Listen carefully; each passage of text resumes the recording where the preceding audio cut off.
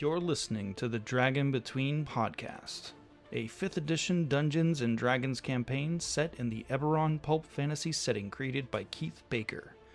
New episodes are recorded every Sunday and released on the following week. Don't forget to like, comment, and subscribe to the YouTube channel for clips and future episodes. Follow us on Facebook and Twitter for updates and news on the podcast. And now on with the show! When we last left off, the characters passed the rest of the day without incident and settled into their rooms for their evening. The group's rest was interrupted, however, by the arrival of their friend Barnabas Blastwind and Seth Cromley of the Sharn Watch. The men informed Zara and the group that Lady Growlhund was being formally charged for conspiracy to kidnap Renaer Irdimel, and Zara was officially cleared of the charges against her. Zara then questioned Barnabas about the possibility of someone abusing power in the Citadel, specifically the High Inquisitor. The Senior Inquisitor was skeptical at first until Nicholas produced his badge. Barnabas recognized the badge to be a fake and suddenly tossed it into the fire. The elder man then became quite nervous and excused himself from the group, wishing them a good evening. The characters then settled back into the rooms and enjoyed a long rest. The party awoke early the next day and prepared to head out, utilizing Mr. R's sky carriage to fly over to the City of the Dead. The carriage traveled beyond the manifest zone and was grounded, briskly rolling along one of the many cobblestone roads that crisscrossed the massive cemetery. The party followed the directions given to them by Grinda Garloth to her family's mausoleum near Halden's tomb. The party approached the tomb and immediately discovered the massive stone doors to the building were indeed unlocked and wide open.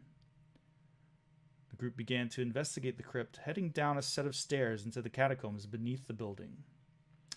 It was there that the characters found themselves face to face with two ravenous gelatinous cubes. The party were victorious and found a dissolved corpse inside one of the creatures and a steel key with a familiar spiral signal. The brief calm was interrupted, however, when Brunhild and Samael were suddenly attacked by a group of Dergar that revealed themselves at the ground floor of the mausoleum and demanded the stone. The party sprang into action, rushing up from the catacombs to meet the Grey Dwarves and defend their companions. The battle was fierce, but cut short when Nicholas removed a bead from the fireball necklace and tossed it into the room. The blast incinerated the Dergar and nearly laid out Samael the Reaper.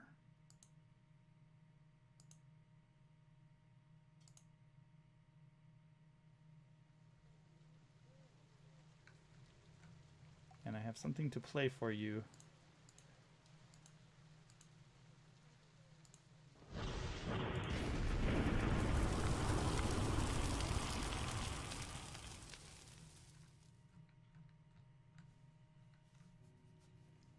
Smell of acrid smoke fills the chamber, and the dwarves, including the massive dwarf in his enlarged form, that once stood there were now ash.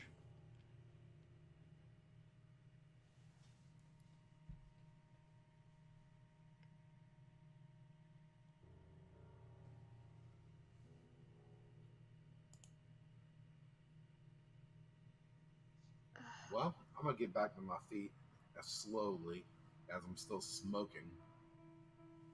And I'm going to look over there at Nick. I'm going to look a little confused and look at the necklace and look at what the devastation it did. Look down at the necklace. Everyone alright? I'm going to gather my weapons and start walking towards Nick. Who needs hope? Nick, what was that?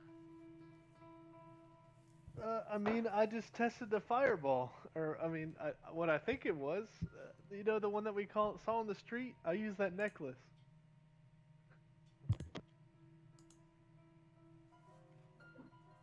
That's a quite powerful thing you got there. Yeah, I didn't know how powerful it really was. Alright, who needs healing? Let's just get to that first and then figure out what's going on. Hold up there a minute, Zara. Let me try a little bit. I got some poultice I can put on some. Oh, alright, thank you, Byron.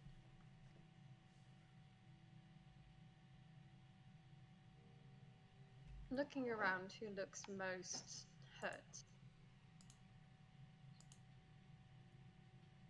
Looks like Siegfried could use some help, Zara.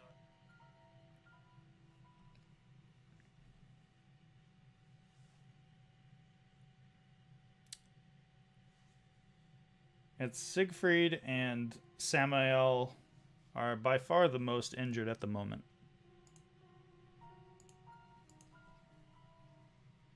Samael's armor, which was burning red, has cooled down now, and he's still smoking a bit. The edges of his armor blackened in places. Here, Samael, take this healing potion. It will. Thanks.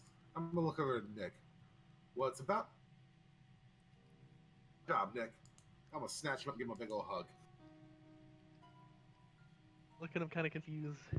I'm sorry, but I didn't. I mean, I guess now I know how powerful it is, but next time I'll try. I'll do better. Like that.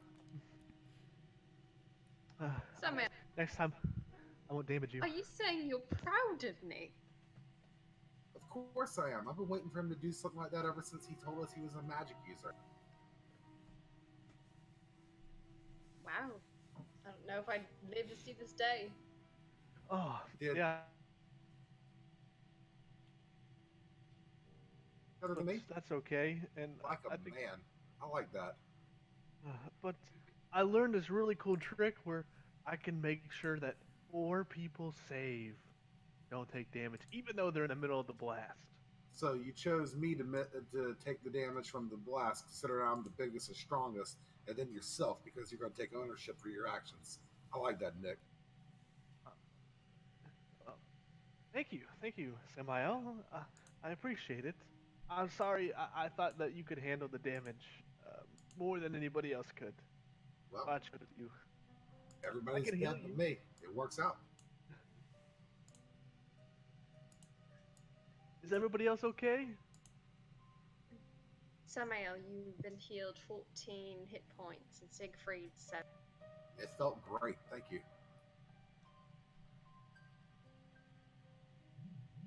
Yeah, Zara, I've done all I can.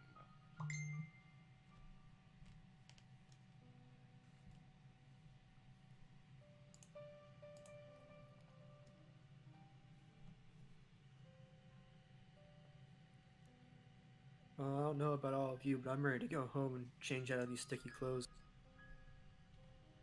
Well, We haven't found the ring yet. And the stone yet. Not here. And they won't inside those blobs, trust me. 0 when I check.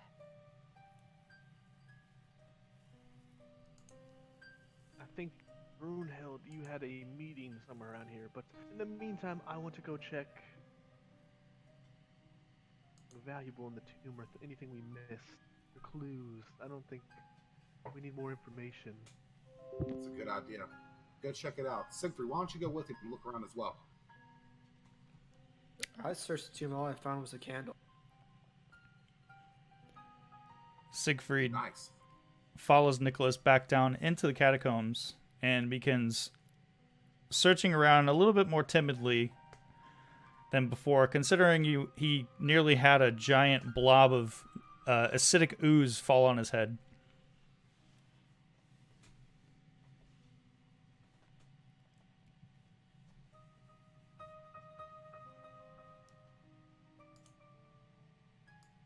I'll stay in the corner and keep an eye on the door. Okay. The door is currently closed. It was not closed when you went down into the catacombs.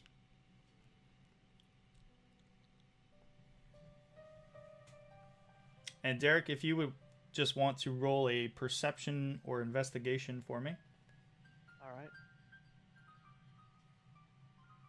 15. Okay.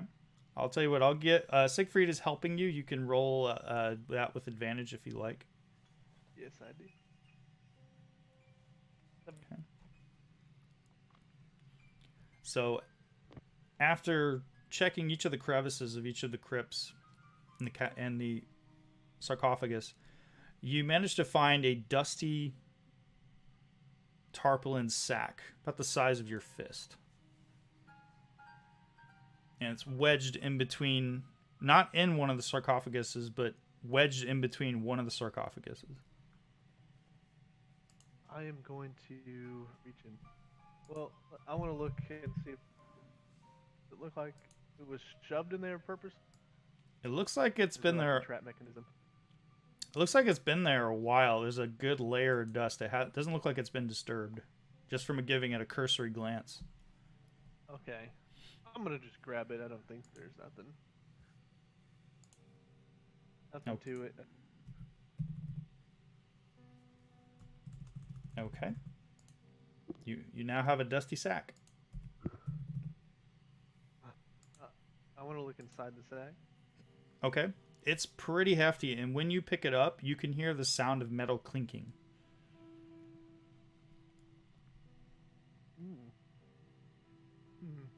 Want to put it up close to my face and do like the one eyeball into the sack. It's kind of dark, trying to find light. Try to get a better look inside. Yeah, there's no light in the catacomb. So Alright. looking inside with your dark vision, you just see what looks to be flat coins of some kind. All right. I'll put in my backpack and wait till I actually get in the light and see what I can see. Okay, I will throw that into your pack. All right. Is there anything else that I find out of the ordinary? No, Or just your notice. you found exactly what Samael found at the rear of the catacomb, the more rougher hewn part of the pathway. At the end of that, you found disturbed remains, like someone had stolen the remains of one of the sarcophagi. And of course, I'm not sure who has it now, but there's that steel key that was found inside of the gelatinous cube on the body of the individual that was eaten by the gelatinous cube. I think Samael still has that.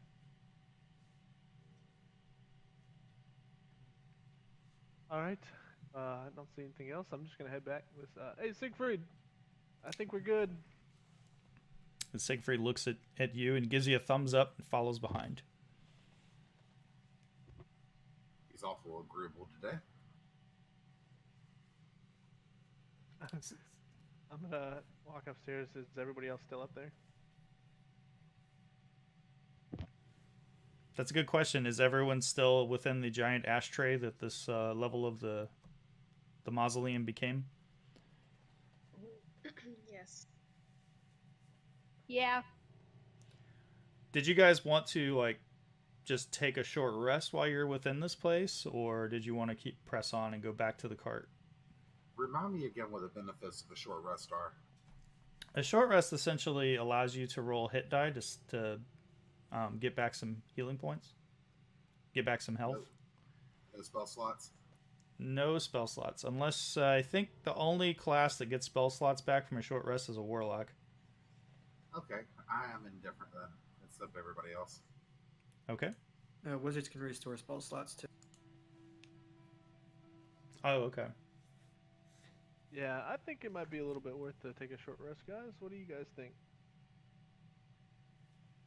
Well, right now it is currently As long as we're not in a hurry.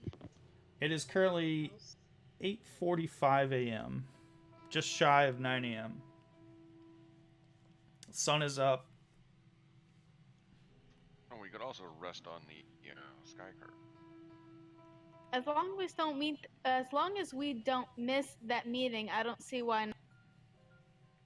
There is also the possibility that we may have to fight the trio this afternoon, so we might want to have enough time to go set up a proper trap for them if need be. I do believe we can rest on the sky coach. Yes, you could technically take a short rest on the sky coach, depending on how long you transition from where you are now to where you need to go. It's a decent distance. You could get to where you need to go next. If you're going to meet Brunhild's contact, if you just take the roads of the city of the dead, you can drive straight to it, and it'll take you about an hour and a half to get there. You can go back the way you came, and then fly the sky coach over to where Warden Tower is located.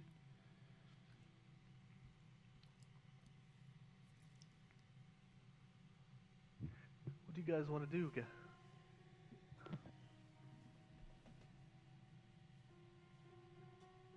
Do we head straight to the contact? Well, the faster we get it over with, the better off we are. I agree. I think that's wise. Plus, we don't want to miss this. I think it's pretty important. Okay, let's go ahead and go. Ara goes towards the sky coach. Okay. So you're all exiting the mausoleum? Yes. Yes. Okay. As you push open the mausoleum doors, looking out, you can see in the distance, you can see Mr. R standing by right next to the sky coach. And he's just sort of patting and rubbing down one of the Pegasi. All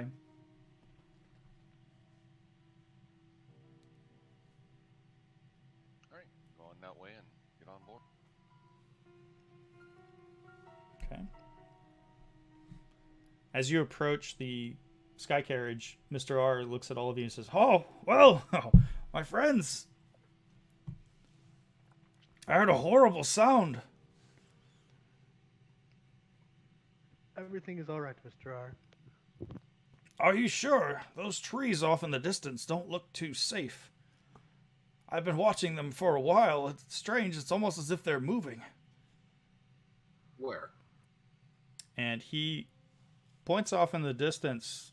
You can see on the horizon, you can see several trees that are much larger than some of the trees that are closer to the cobblestone pathways. And of course, beyond that, in the distance, you see Halden's tomb, which is a massive mausoleum with several columns and a raised wall around it. And you can see that there are large trees that are around the edges of that mausoleum. Is that like a coincidence to anybody?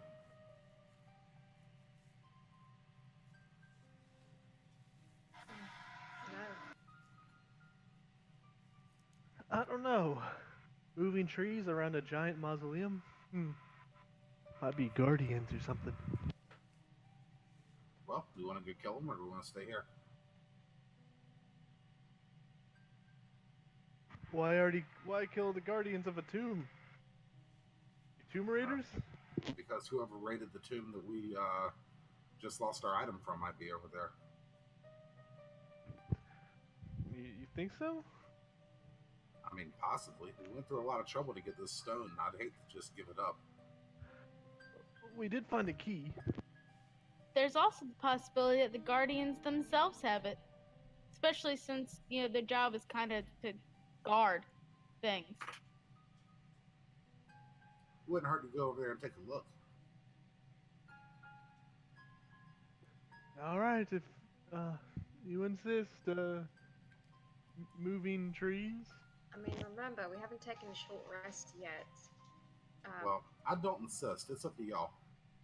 Does anyone else need any more healing before we go over there? I can do that. I'm going to go ahead and let y'all know. At this point here, I'm resigned to kill the trio and go burn down Zardos's boat. So, whichever path you decide to go on, we can go from there. As you're all standing around the sky coach, one after another, your signet rings begin glowing, that familiar orange color and flashing, until all of you, in unison, you hear a voice emit from your rings. And it's a familiar voice. "Hello. How goes it? How are you?" This is Keller Vizar. Hi. I trust that you're well. Brunhild, Zito, the rest of you. Pretty good. Now I hate that the fire's out, I feel a lot better. I hate to be a bother, but I know I mentioned before that I'd contact you when I had some work for you. Oh, yeah?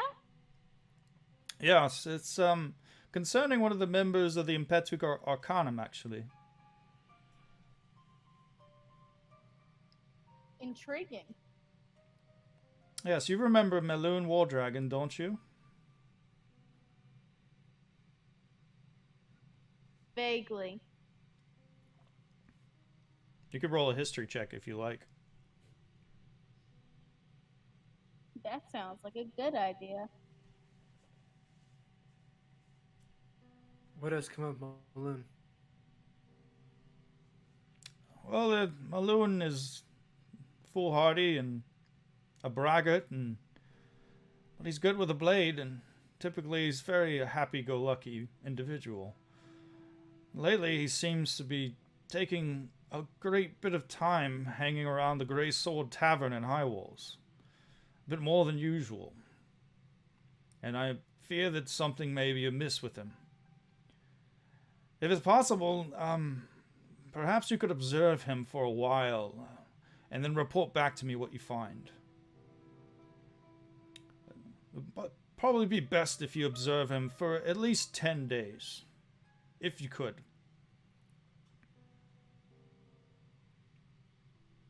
Is this however many you want to do it, or do you want all of us to try to keep an eye on? Well, I don't care who watches him, just as long as one of you does. You'll all be handsomely paid, of course. That sounds fair. What y'all think? So I'll look into the problem. Excellent. How are you all doing? Are you doing well?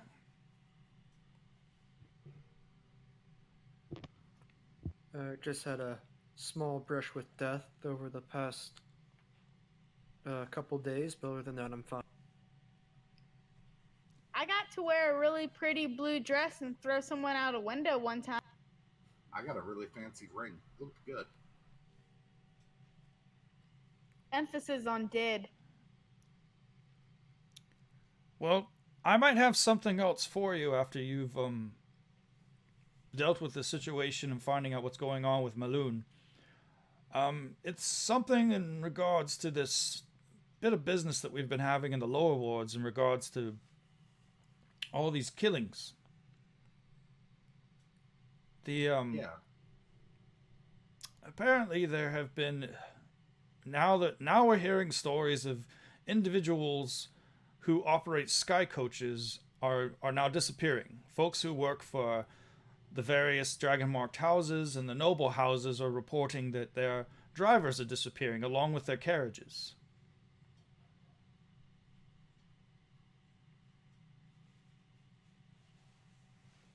And when I have more information, I will get back to you. I have a few individuals on it right now. Well, that sounds familiar. Let us know what you find out.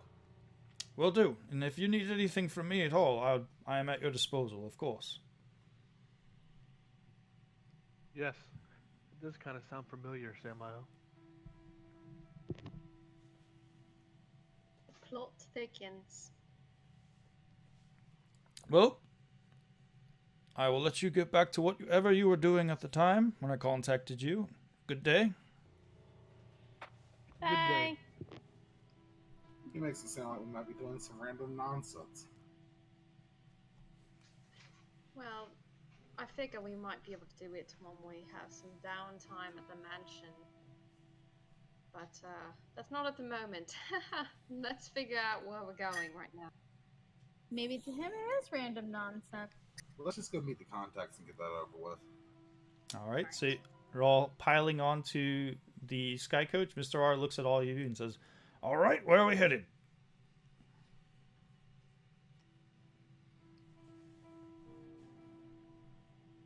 Brunhild, do you remember where your contact's supposed to be? The Warden Tower. Oh, Warden Tower. That's that's overlooking Clifftop District. That's pretty far actually. How did you want me to take you? We could just take a nice little roll through the countryside or the cemetery and make our way over, or I can take us back to the edge of the cliffs and fly over there once we get back into the manifest zone. It's up to you.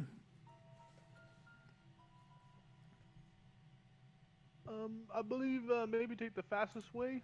We're kind of on a bit of a time crunch. Oh, well, if that is agreeable to all of you, I can have us rolling right now.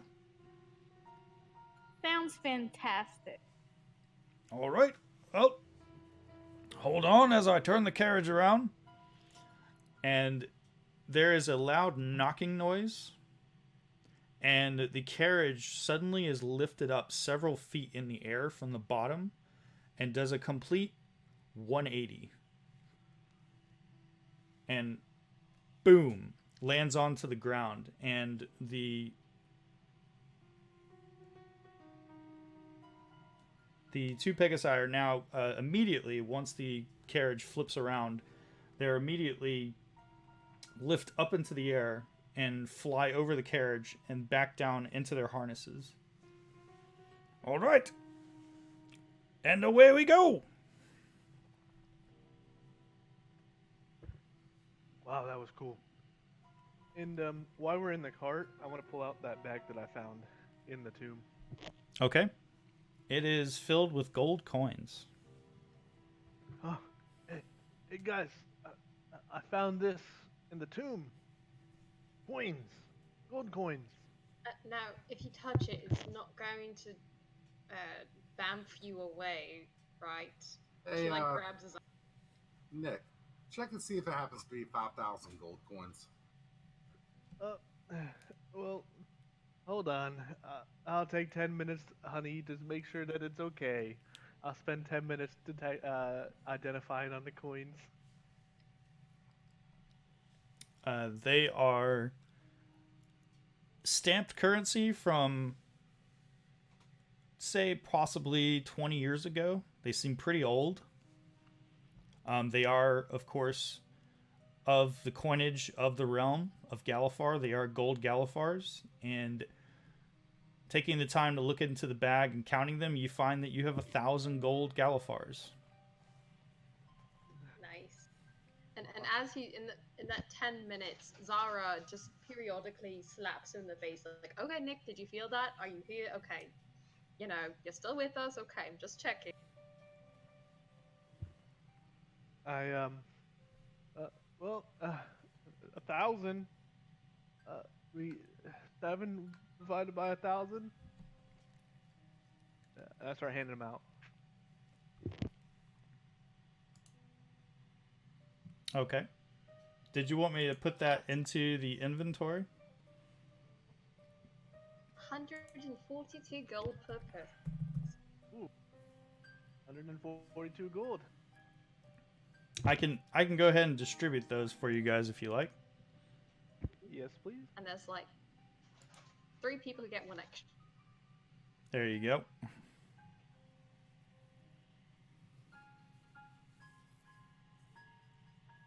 And Nicholas, if you would just delete that sack, you can.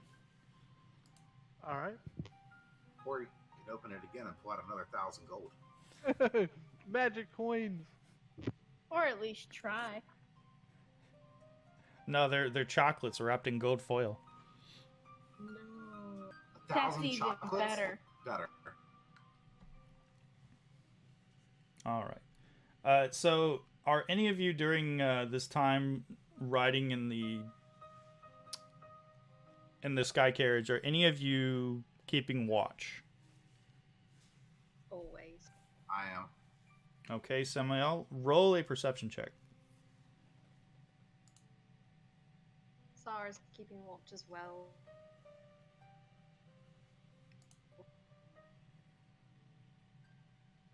Okay.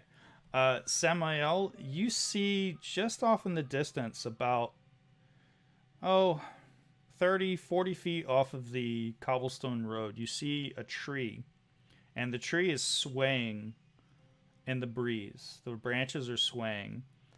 But as you're looking around, you're noticing that none of the other branches from other trees that are within the same area are swaying in the breeze.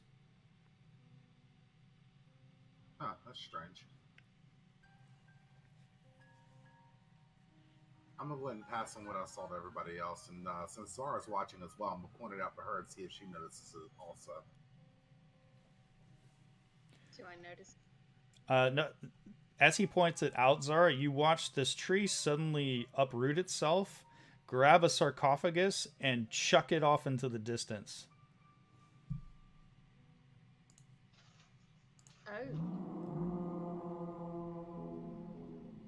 And then it lets out an ominous roar and begins stomping off into the distance away from you for some reason. You're not quite sure. I like the eyes of Samael. Did that just happen? I think so. Do we want to go investigate, or do we want to leave it be? I mean, it's definitely weird, but it's not hurting anybody.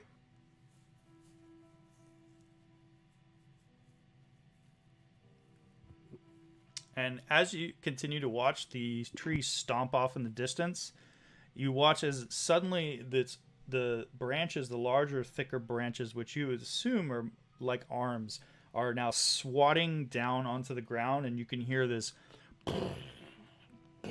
sound as it impacts the ground, and you start seeing what look like humanoid bodies flying up into the air. And from this distance, they look very thin and skeletal. Oh, damn. All right. We need to go over there. Mr. R, turn around. We need to go over there towards that. Mr. R says, "Oh, you want me to stop?" Yeah. "Okay." And he pulls on the reins. "Whoa! Sassafras, Ginger, hold on, girls." He turns back and he says, "I can't take you any closer than this, I'm afraid." And he points out to the length of chain, which is linked every 3 feet to these metal poles that are stuck in the ground on either side of the cobblestone, which are broken up by little pathways that lead to crypts and sarcophagi that are raised up on the ground in the distance.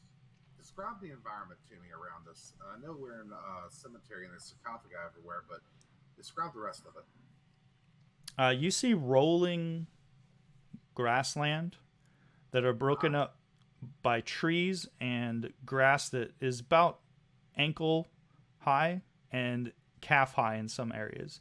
There's lots of shrubs here and there.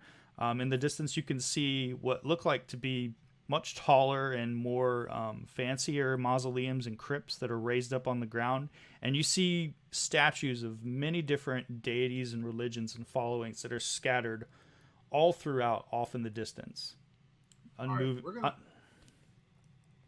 we're gonna make our way towards where the tree and all that is, but I'm gonna send Byron out ahead since there's enough cover for him to hide, to scout everything out and let us know what's going on when we get there. I don't want to show up and attack the wrong party. Sure thing. Byron, is that what you'd like to do? Go out and scout ahead?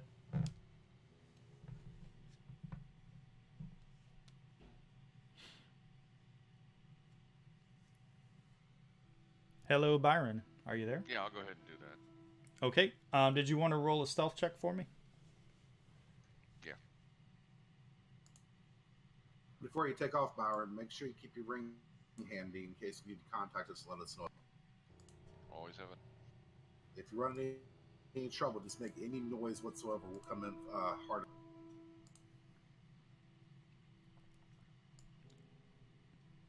And just so everyone knows what you guys were looking at, I will share an image with you. I love pictures. Everybody loves pictures. Oh man. Especially with crayon. That is what you see walking off in the distance.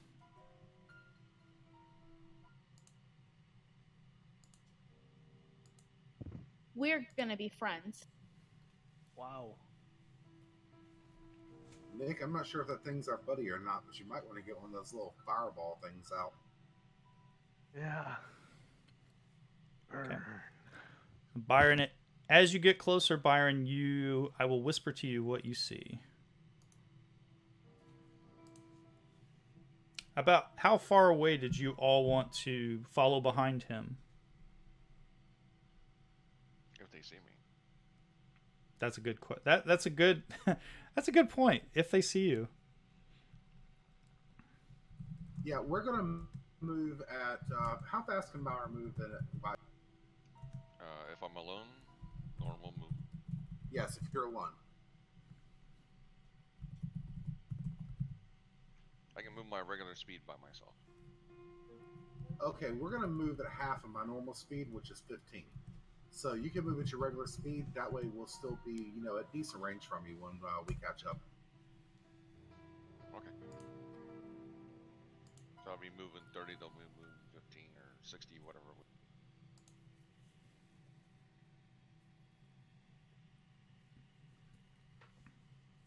Okay.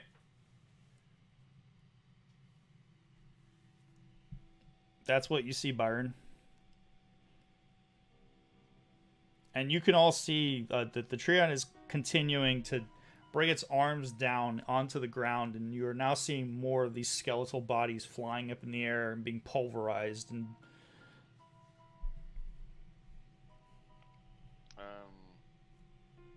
it looks like it's destroyed quite a few of them, and some of them are trying to crawl up on its legs and hack into its legs. Can I see the source or anything that may be controlled? Make a perception check.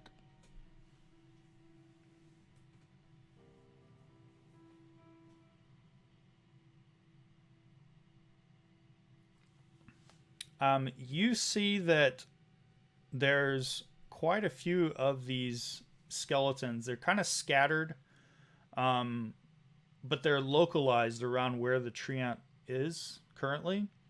And you don't seem to notice any sort of source of them. It almost seems like these possibly were roaming the area, and this large tree saw them and immediately attacked them. So the skeletons look like they're acting upon their own and not being controlled. Yes. You don't see anything that looks like that could be controlling them. It almost appears to you as though they're attacking each other just from noticing each other. I'll signal back to the party on an open line. So it looks like there's some skeletons or something, and it's attacking the tree. Good looking out, Byron. We're on our way. We're going to go ahead and start moving at our full speed. Now, as much as I want to get into another fight, we don't have. Siegfried yells out in a hushed tone but somewhat loud, "What are you all doing? Do you see how big that thing is?" Well, don't make a bunch of noise and draw it over here to us. Okay. Attack the skeletons. It's attacking the skeletons or attacking it. If we start attacking the skeletons, it should see us as a friend and not a foe. And as you get closer, Byron, as the party is getting closer to where your position is, and you're all getting closer to the Treant, you watch as the Treant mops the rest of these skeletons up. In a very short amount of time, it's bashing them, stomping them, and the very last one that's been hacking into its leg, it reaches down and grabs it, pulls it up in front of its face, and bites its head off. I think it can. No, I don't see this. And as it begins, it just sort of sways a little bit. The branches above its head are swaying in the breeze. And it starts to turn slowly back to where it was before. Back towards the party. What are you guys doing? Byron, are you relaying to us that it just mopped up? After a few seconds, yeah, I'm like, oh, okay. Yeah, apparently, he might not need our help. He just splattered all of them. The stomping sounds of the tree as it lifts each tree, each trunk of its legs stomping, impacting into the ground as it's getting closer to the party's position. So do we stay? Do we go? Are We should you probably fall back and get out of here. are you any of you at all attempting to hide yourselves at this point, or are you just standing out in the open? I'm trying to turn tail and get out. All right. Well, in that case, if you'd like to move stealthily, you can. Go ahead and roll stealth checks for me. Are you all turning tail and running back to the carriage? So you Nicholas, can know Nicholas Nice just stealth check. Nicholas just killed himself. What?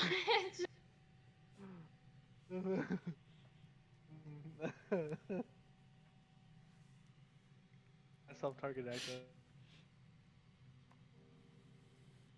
Good job. For the Treant, friendly type of creature or what? Well, roll a nature check.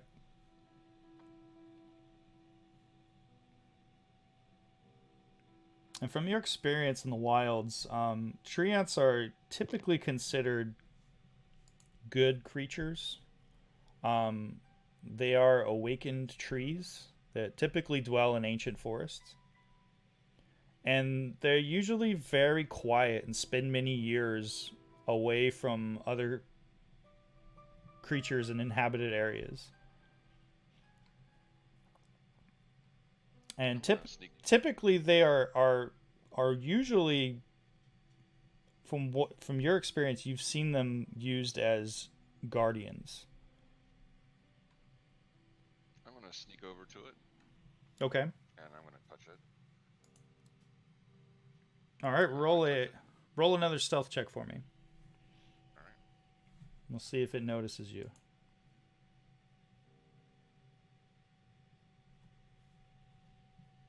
Okay. It does not notice you as you approach. It does, however, notice all your friends as they're running away. Notices Samael and Zara, and it is now moving towards them. I didn't notice Zeta. It also noticed Zito. Well, it's a movement. I'm gonna go ahead and touch its leg and cast Cure Wounds on it. Okay. As you reach out and touch the tree, where it was suddenly stomping, like with abandon towards where your friends are and the direction that they're currently running, it suddenly slows down its steps. And in the spot where you touch the tree, you can see that the bark, which was rough hewn from the attacks from that undead creature, are starting to knit together. And in places you can see vines are now erupting from the leg of this tree and wrapping around, and almost as like a tourniquet closing up the bark of the tree. And it starts to slowly turn and look around itself, as if I'm visual. I let him see me and I say, "Are you feeling a little better now? What's?" Small one. I have not spoken to small ones in some time. What are you doing in my garden? Well, I saw a bunch of little dead attacking you, so I didn't know if you needed assistance or not. My friends and I were nearby. Unlife grips this place. They belong to the one that dwells in the tomb to the east. Many of my friends long long trunks. Saplings I knew from a long ago age are now swayed by this power. I keep the unlife at bay as best I can. The other trees have fallen. I am all that is left in this place.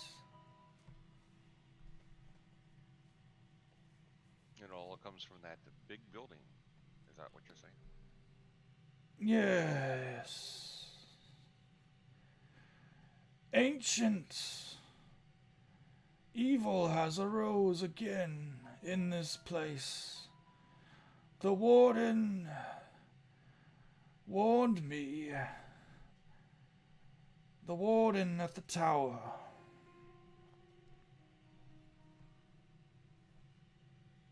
Warden Gaia gives us all free roam of the city of the dead. We are left in peace, but the one who conjures unlife does not let us live in peace. It wants to consume us. There are ones over there I must see to, if you'll excuse me. And it starts moving towards your friends. They are friends. They're not enemies. They're with me. Treant starts to stomp.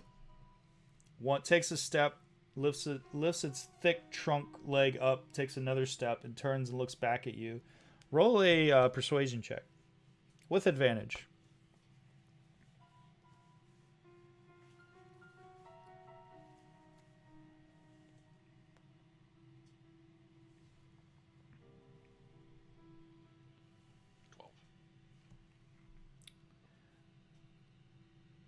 The enormous walking and now talking tree looks back at you, regards you, and you can see it where its face is. You can see the orbs, its eyes are looking down at you. Its mouth, which was in a grimace before when you approached it, is now in sort of a half grin, and it says, "You have been kind. Not normal for small folk. I like you. I will trust you." Many don't understand you. There's few of us that do. I will let the others know that you're friendly, and maybe we can come back soon and help you. Many of the long trunks, saplings, if they cannot see to be separated from the unlife giver, they may need to be destroyed. Unfortunately, their roots have rotted. I will gladly accept your help. What is your name? My name is Byron. Byron. My name is Brindlenut. Oh, Brindle. Excellent to meet you. Let me talk to my friends, and we will come back later. Very well. Farewell, Byron of the small folk. And you watch as the treant begins to turn around now and starts slowly lumbering off into the distance. Zara speaks to him over a ring. Byron, what's going on? Well, apparently there's several treants that lived in this area, and I think some type of evil took up residence in the mausoleum and causing the undead the skeletons and such from the tombs to rise up and attack the treants, which have killed many of them. And now the land is slowly getting corrupted and spreading the evil across the consecrated lands to become unconsecrated, and now it's turning the small trees against the large trees. Wow. Seems like there's a trend going on. Did you happen to see who came to this mausoleum that we were just at? I didn't bother to ask him. He was busy. Looking off in the distance, you see the tree has now stopped moving. It's about 50 yards away now and is now swaying in the breeze.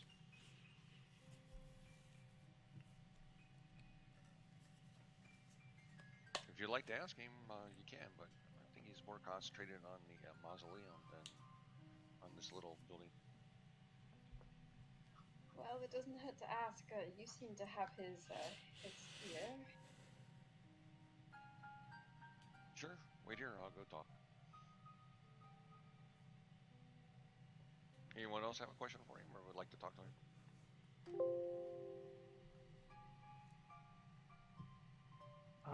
Nicholas is apparently unconscious.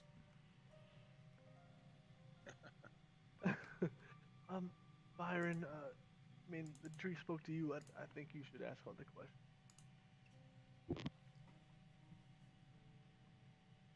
Alright, I'll walk over towards Ramble Nut. It's a brindle nut, actually. Sorry, Brindle Nut. And as you get closer, you notice now that there are small creatures that are now gathering around brindle nut. And there's a few squirrels that are running up and down its trunk. And you hear sort of a breathy sigh like, "Oh, that tickles. Stop that. Oh, no. Small one, Byron. So soon." Yes, friends were curious about you and the area. We were curious over the last day or so. Have you seen anyone go into this tomb over there? Anyone that stood out? Or... As you gesture along the cobblestone road, the path towards the Garloff Mausoleum, Brindlenut sort of turns, shifts slowly. You hear the sounds of the creaking branches, and it goes, "That one over there." No, that one there. And it turns and looks. Are you referring to the Garloth, the one you just came from, or Halden's tomb? Okay.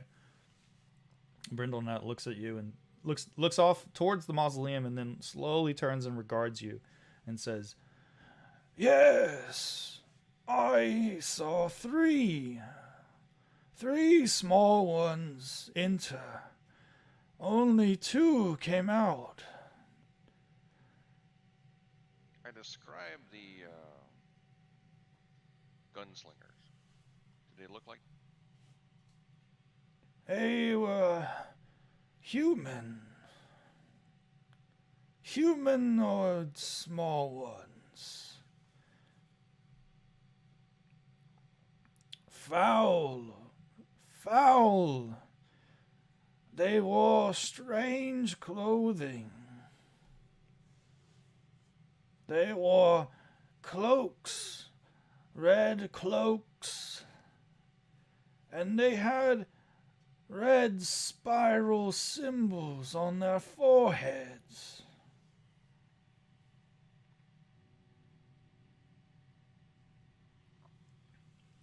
They headed back towards the city. Were they on foot or did they take a carriage? They were on foot, and then they met with someone in one of those flying carriages.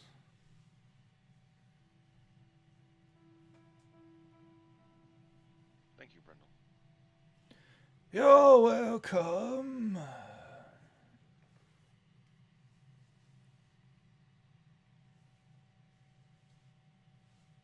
I'll cast Goodberry and I'll put 7 of them down on the ground for the squirrels to eat. And Which they do, like, ravenously. Apparently not much grows that they eat in this area, except for nuts.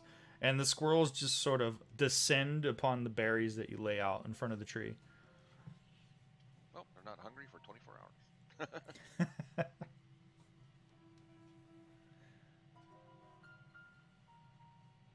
And I'll return back to the party and I'll inform them of what I was told.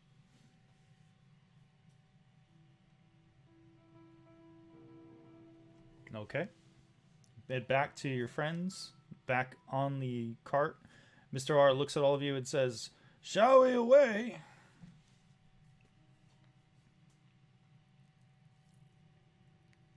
That tree is not going to come after us, is it?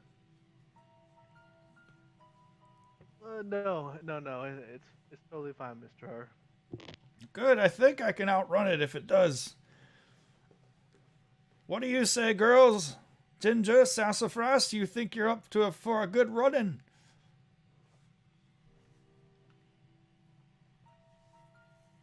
And do you want to continue your conversation here or on the road? On the road. Okay. Once everyone is aboard the sky carriage, Mr. R beckons for his twin Pegasi to once again take you down the cobblestone road, and the cart now is bumping very gently. And in the distance, if you happen to catch a glance over your shoulder, you can see the large tree ant waving. One of its arms now is up and is waving at your carriage as you drive away. Sarah whispers to Nick, "Whoa, sassafras."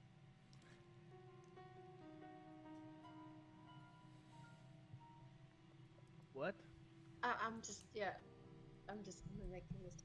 Oh, okay. You are so Thank you.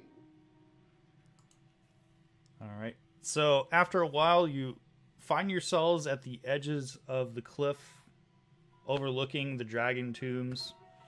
And once again, the Pegasi unfurl their wings and lift up into the air. And Mr. R says, "Hold on now!"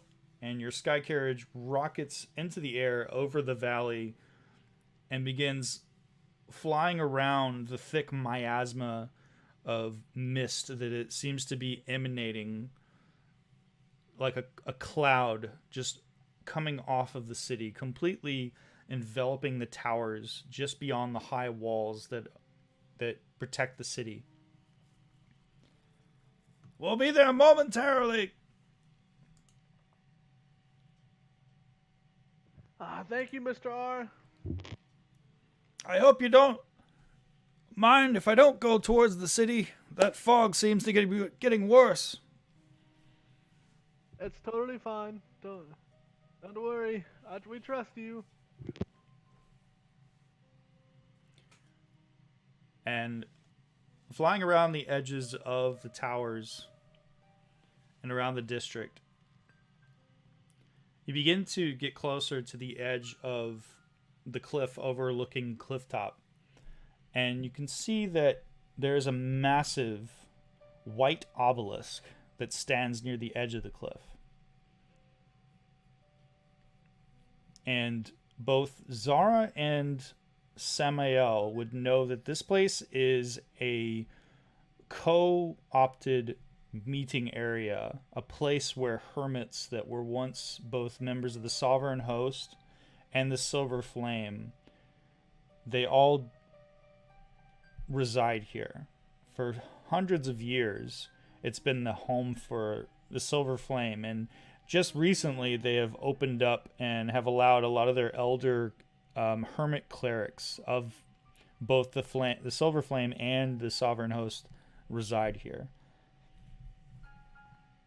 And that currently the individual who oversees the tower and also is responsible for the city of the dead and guarding it and preventing necromancer or undead from troubling people of Sharn is the warden, which is Gaius Othar.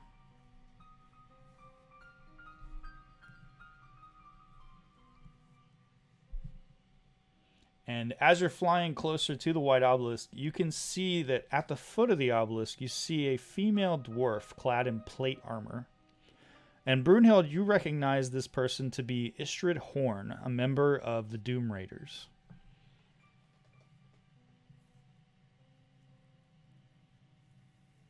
that her right there, Brunhild? Sure is.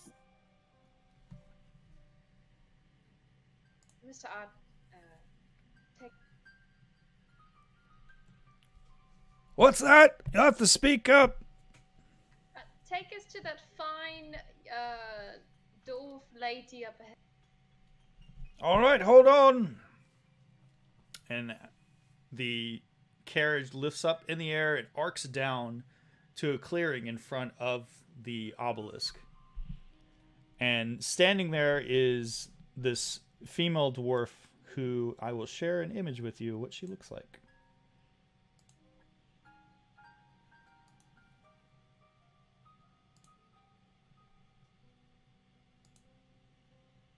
Here we go.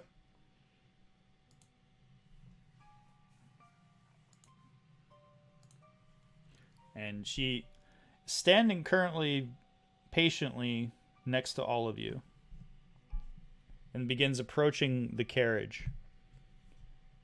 And it says, "Is that you, Brunhild? You're early." Yeah. Who are all these people that are with you? And Co-workers. I think I've seen a couple of them before, actually.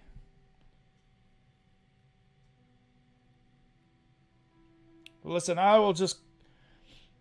And she begins handing out little she takes a sack from the side of her and she tosses it, not even waiting for any of you to get out of the sky carriage, tosses it through one of the windows into Brunhild's lap. And she says, "There, that's 10 platinum. It's what we agreed upon. And I got another 40 for you if you agree to help me lie low." You want to tell me what we lying low from? Well, anyone who's affiliated with the Boromar clan, this whole business with the Growlhuns, they're getting rounded up. Don't know why. And I'm afraid that if they take me in, they might uncover my bit of business that I've been doing for the Boromar clan. And I can't have that. No, you certainly can't. Well, if you agree to keep me safe and let me lie low for a while, then I'll pay you the 40 platinum. What you think, guys? Want to keep in secret a dwarf? I'll We give do you that now. I'll give you 20 I now. said in secret. Yeah, we do that. I'll give you 20 now and I'll give you the rest when we're done. Well, that sounds like a good plan to me as long as everyone else can agree to it.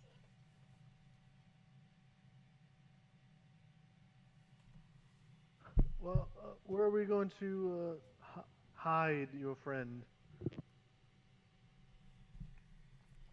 Well, y'all do have that giant tavern. Can't y'all find...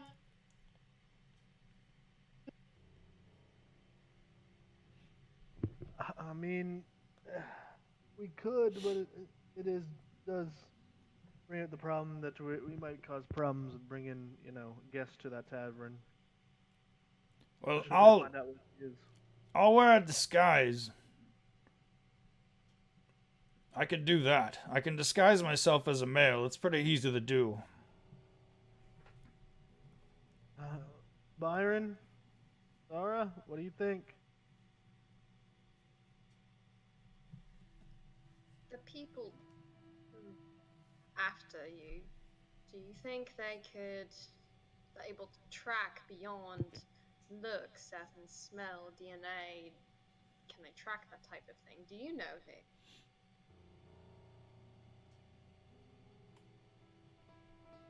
Do you know, Nick, since you have, obviously worked What's he wanted? with Inquisitor?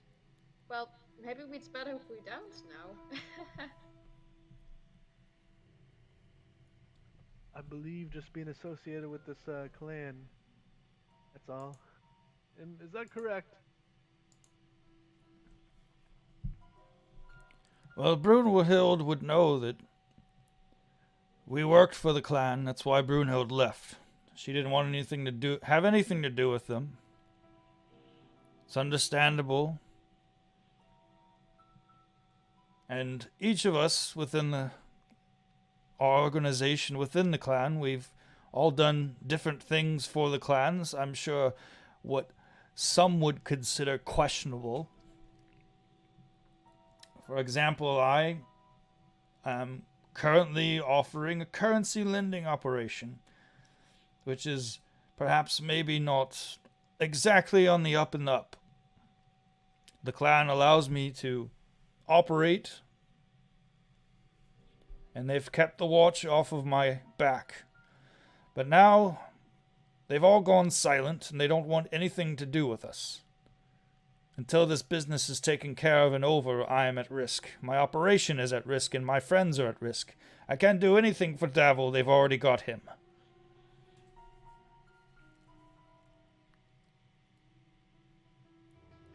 I think we would be, well, I personally would be alright with potentially letting you stay, but you can work in the tavern, make some money, but you would not be allowed to trace your operations to our mansion, if you understand what I'm saying. I understand. Obviously, my operations are on hold at the moment, and I'm good with a blade. Brunhild knows this. I can help you out around your tavern. If that's what you wish me to do, I can do that. I'm not shy to manual labor. It's as long as you can keep the watch off my back. You'll get paid. Show me your best man impression. Hi, my name's Yorn. What's yours, pretty lady? Not bad, not bad. What you mean not bad? She sounds more manly than you right now.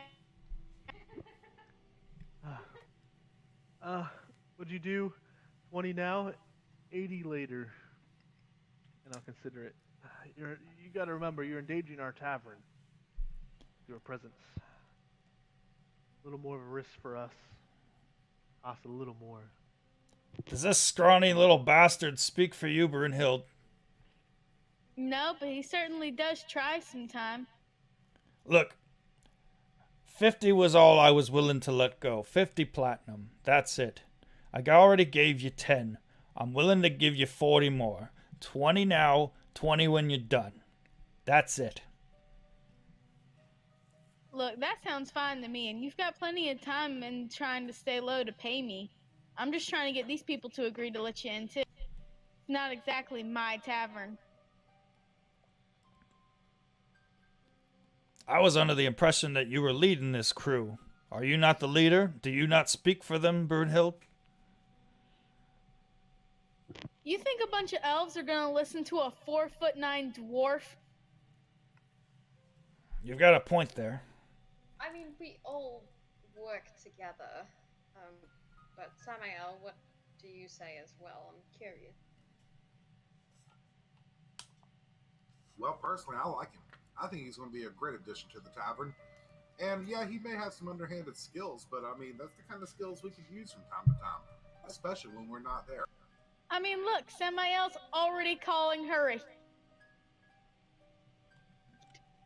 It would be best if you all referred to me as a male, to be honest. That's a woman. See, that right there? That's my favorite guy right there. He got good taste. Alright. I mean, I'm alright with this, but maybe you can make sure you're somehow making us money for the mansion if, you know, at least that compromise.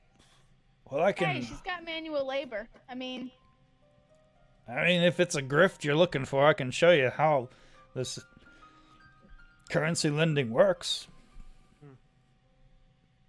Well, I have an idea, if you're willing to listen. Yes, you in the back. I didn't see you before. Scary one. Well, I have an idea that would be beneficial for the tavern and possibly for you. we hide you out for a short time period and such.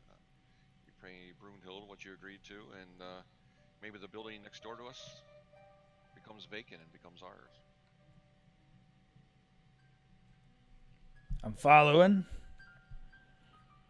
Then call it nice and even.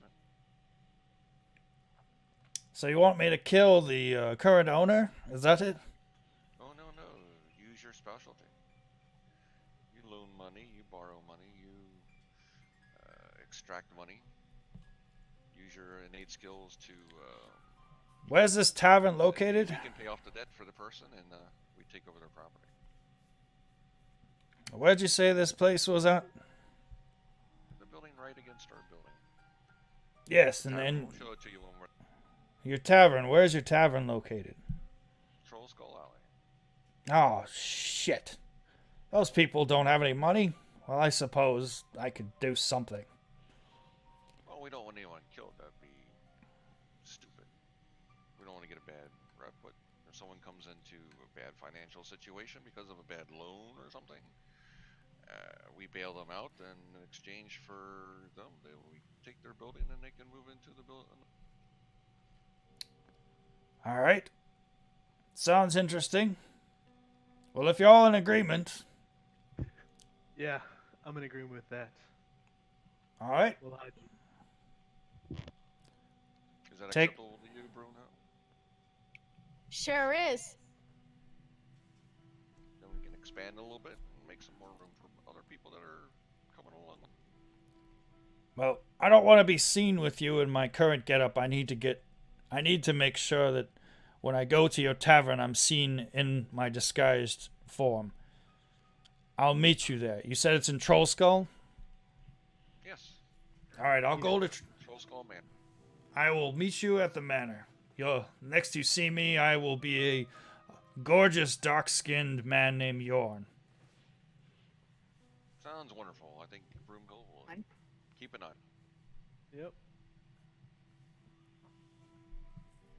And with Sorry, that... So, go ahead. With that, Istrid steps back, gives you all a very curt nod, and begins stomping off into the distance. And I will drop 30 platinum into the party's inventory.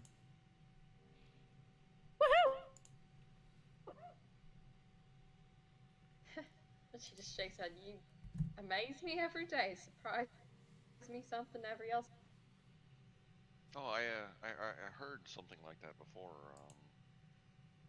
in my tribe. All right, so you each got 4 platinum and 2 are left over in the party inventory. Now, Samael. Did Byron make you proud today? Wow, it's a good day. Everyone's just getting along so. I can't remember a time when I didn't agree with Byron. You better agree with me. I always got your back. I know. I mean, it doesn't even make sense for us not to agree.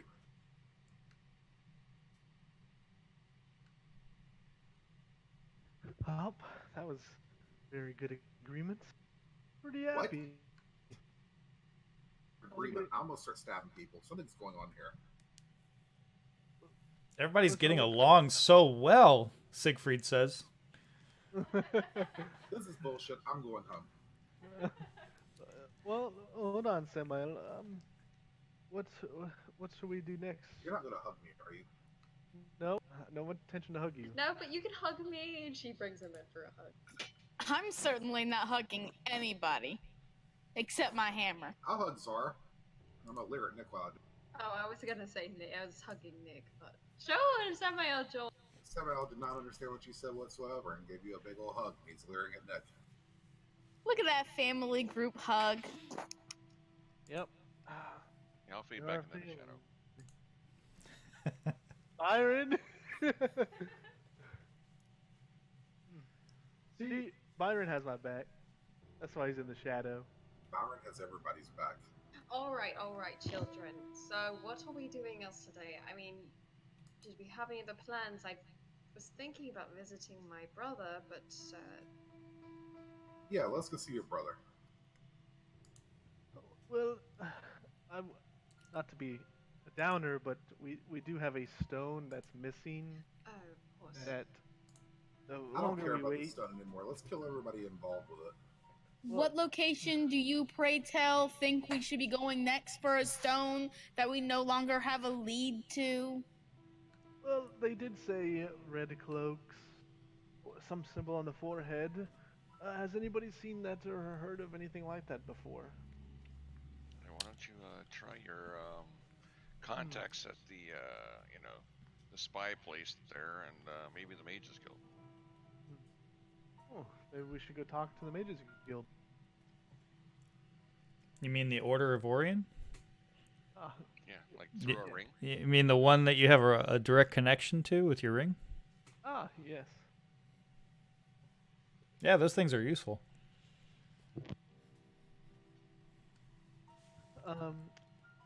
It's like a fantasy cell phone. I'm gonna like knock on it a little bit. Hello. So, first off, who are you trying to talk to? The He doesn't order. know.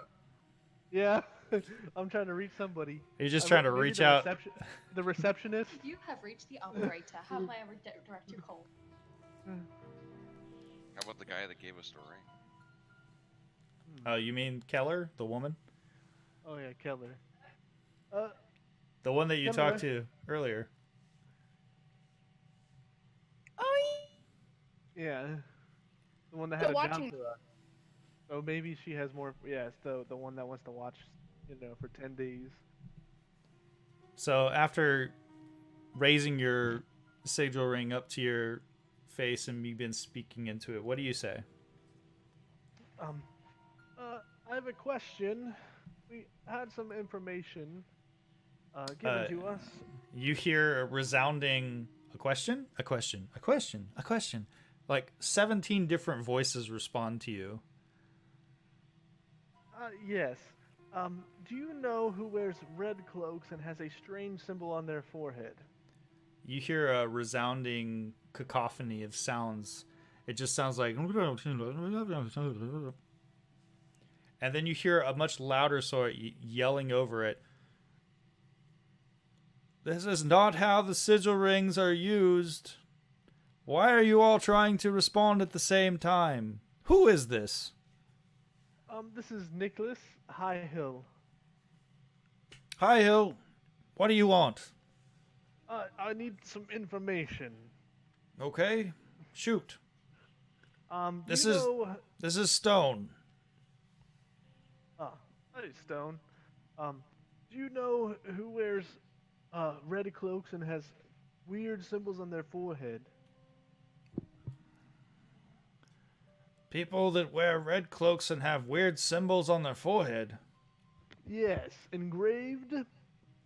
Hold on a moment. And there's a bit of silence for a few minutes. Elevator music. You hear the sultry sounds of a goblin screeching in the background, singing a song. You're all that I want. I can't live without you. I believe I'm on hold, guys. It's only been a Waited few for minutes. so long. I'm all out of love.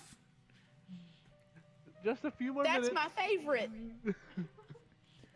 And then finally the familiar sound of Stone's voice, gravelly voice, comes up and says, "Yeah, I've heard something about that.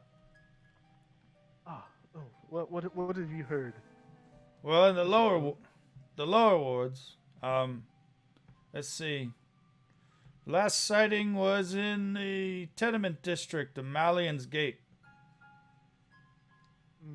Malian's Gate? And do you Yeah, know where it's they're from? It's Lower Dura. I don't know where they come from. I mean, red robes, strange sigils. Everyone has a gimmick nowadays. I do know that they're relatively new sightings, and they only started up recently within the last month. All right. Thank you so much, Mr. Stone. And just to confirm, you said which district? It's Lower Dura. It's Malian's Gate. All right, Lower Durham, Malian's Gate. All right, got that. All right. Thank you so much, Mr. Stone. Bye. How do you hang up? There is a very audible.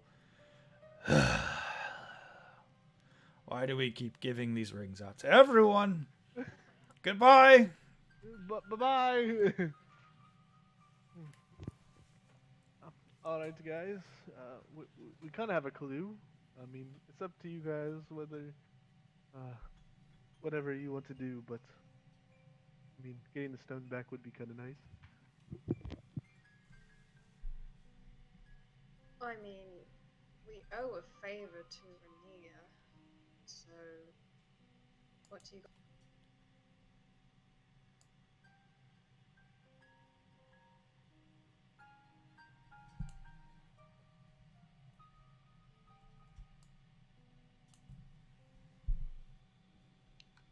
Siegfried I mean, strums away on his lute. Brunhild, Byron, Samael. I've already made my intentions known. Point me in the direction of whoever's fault it is, and we will kill them. I'm fine with that. Now we're talking. Well, looks like we're going to the lower wards. Anything? Anybody need anything extra from the manor before we head out? No. Zido, you've been pretty quiet.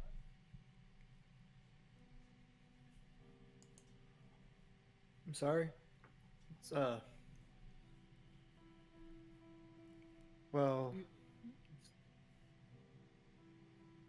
I could probably use a change of clothes. So my robes are starting to feel stiff. We can head to the manor real quick, grab our things, and you can grab a change of clothes, and we can head out. So what do you think about that, Samael? Sounds good to me.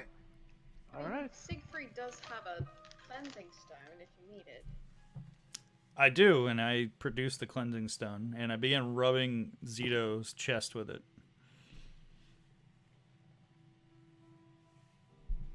And there's a bit of grime and filth lifts off, like a gentle breeze wafts off of your cloak, and your robes are now pristine. And there's a little bit of a strange smell, like a tree, like a piney smell. Must be a new scent. Well, Zido, how does that feel? Like you're brand new? I suppose this will do. But let's head out of the lower wards and head towards the Sewer Tavern later tonight and see what we can do about this my compatriot over here. Well, that is no problem. We can all play babysitter for 10 days. Mr. R, take us to Lower Durnan? Lower Dura? Yes, that place. The gate of the... What was it called again, Nick? The gate of... Malian's Gate? Sorry, Yes, I was exactly. eavesdropping. I do that a lot. Being a driver. Thank you. Take us... Okay. It's gonna be a bumpy ride. I have to go into the fog. And mighty beats of the Pegasus wings, the sky carriage lifts up into the air, and you are all pulled towards the city once again. And it begins arcing, getting closer and closer to the edge of the wall, passing underneath the skyway, the floating city above the city, if you will. And you plunge into the thick fog. Your senses completely blinded, and this gross miasma, this moisture from the fog hits all of you as it seeps through the windows and seeps into your bodies. Bodies are now clinging to you. You just all feel wet now. Ugh. It's dirty down here.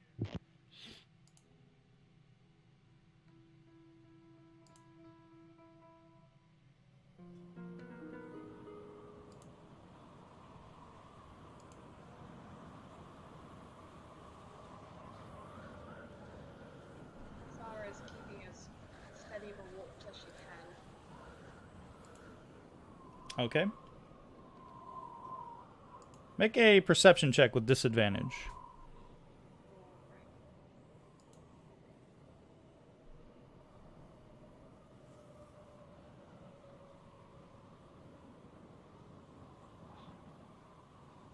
Okay. This thick miasma, it just, you have to blink a few times as this moisture is hitting in your eyes, and it feels kind of rank, and your eyes sting just a little bit as you're wiping this horrible, almost sticky moisture off of your face and out of your eyes. And you can see, just make out the shapes of the towers in the distance, which are large enough that even with this thick fog, you can still see the superstructure of these towers as they stretch up, up, up. And this carriage begins arcing down, down into the district known as Mallion's Gate.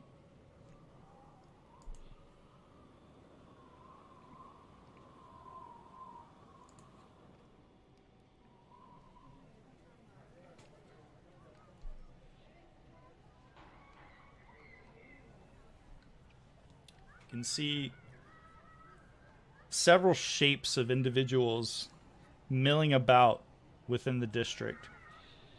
And you see tall bipedal, small diminutive form bipedal individuals milling about.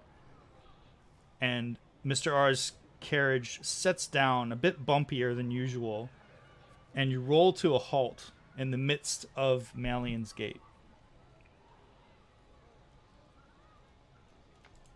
All right, let's go find these guys, beat their heads in. Just some advice. Make sure your hands are close to your pockets. Right, Byron?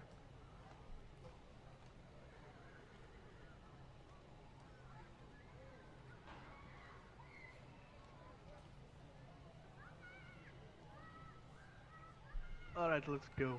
Do the what?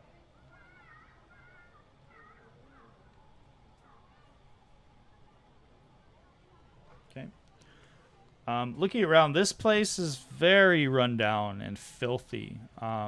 Besides this thick miasma of the fog, which has gripped the city for quite a while now, there's also smoke in the air.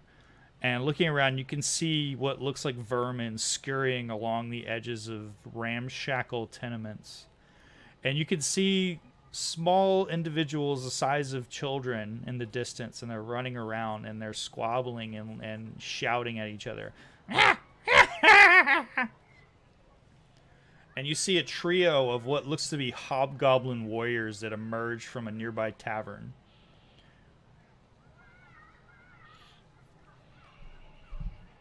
And as they get closer to you, they look like they're making a beeline for all of you and for your fancy sky carriage.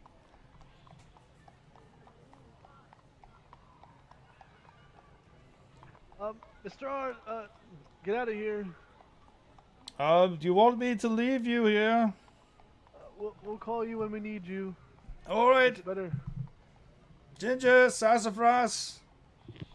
And then very quickly, the carriage jerks away from all of you and lifts up into the air and is gone into the thick fog.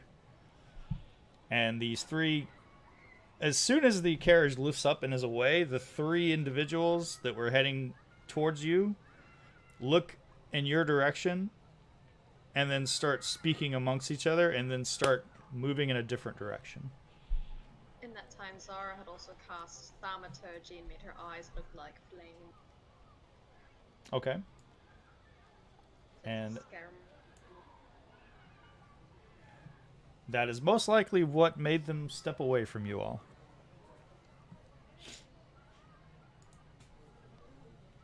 And as you're standing there, a little goblin now is staring at you, Zara, and is sort of mesmerized by the flame in your eyes. And he's like, ha ha ha ha ha ha. That was amazing! Do it again! Do it again! I just continue walking and I adjust my scarf to cover my neck even more closely. The goblin is now following you.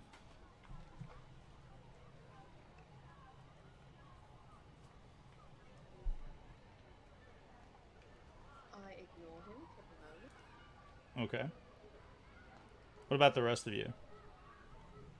You're standing in the midst of the district known as Malian's Gate. There are individuals that look to be mostly of goblinoid descent moving about. You do see a few humanoids in the distance. The one that's following Zara, I want to turn to him. And when you do, he looks at you, noticing that you're staring at him. He goes, "Ah!" Quick question. What do you want? Kind goblin. You know, were you there or hear about any strange symbols? Symbols? And red robes? People in red robes? Oh, yeah. Red robes. I know about that. You do know about that, and where were they last seen? Well, I'm not going to tell you for free. 10 gold. How about I'll give you a copper, and we'll call it even. 15 gold, and I'll take you there. Hey, there's no reason to sit there and do the guy dirty. Tell you what, this nice dagger I got, and you tell us. Oh, dagger. And he starts reaching for your keeper's fang. We'll hand it to him. He takes the keeper's fang from you, and he looks at you and goes, "Ha ha ha! Oh, you're so stupid!" And he starts running away. Well, And I hope when he he gets about 25 feet away, and then he goes, "Ah, shazbot!" And he's looking at both of his hands, and he turns around, looks back at you, and Samael, you are holding the dagger in your hand. You want to try that again? This time you can actually tell us what we want to know. You're a big meanie. Well, you're the one that just tried to steal something without without giving me the information.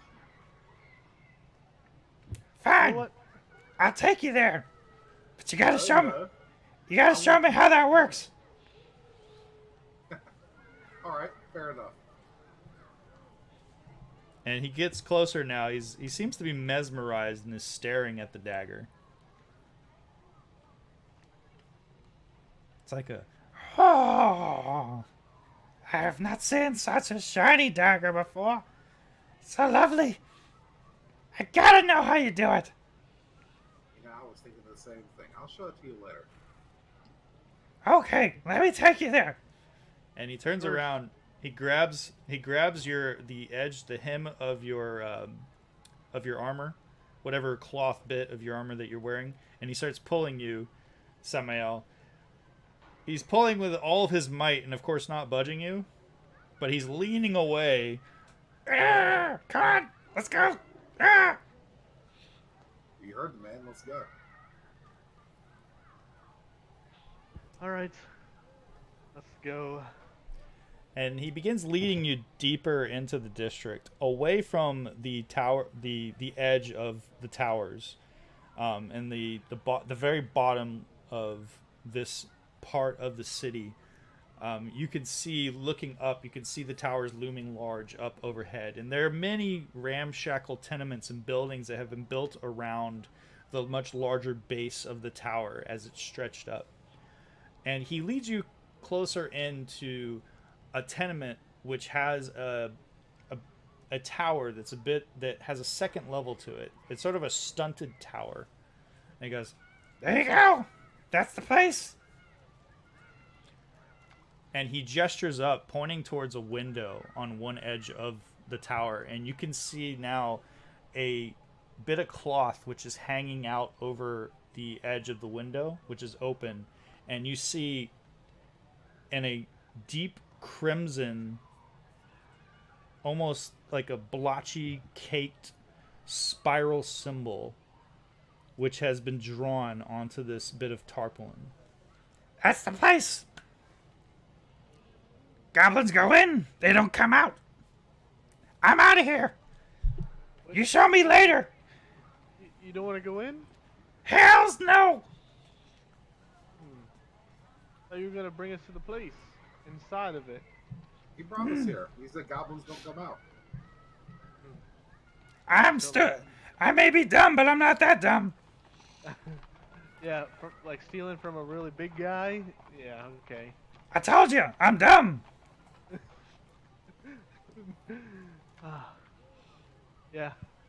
Good luck dying. See you later. Bye. Get out of here, And he runs off into the crowd. coward.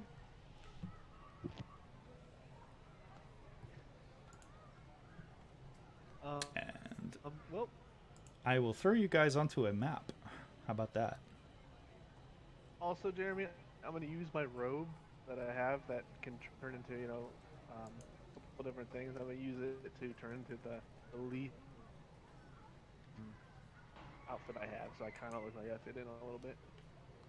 So you're turning yourself into what now?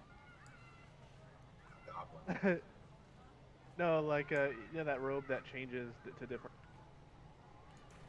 Yep, I remember. One of them was I told you it was like a beggar's clothes.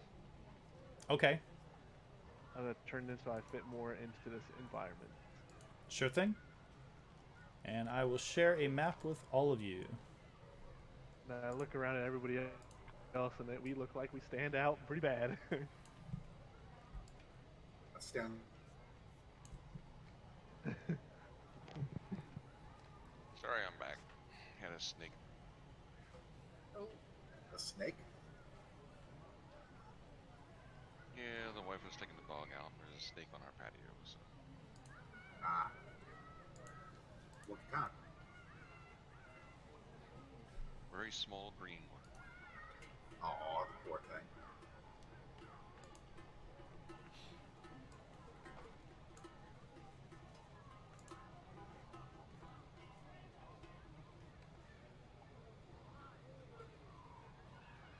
Well,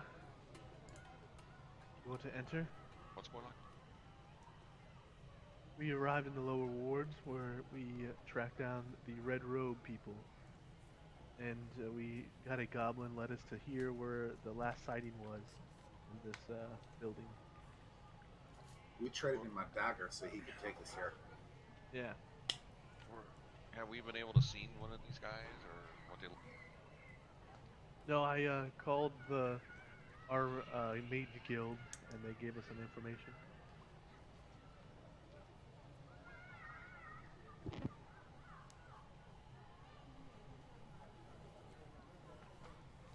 Shall we enter?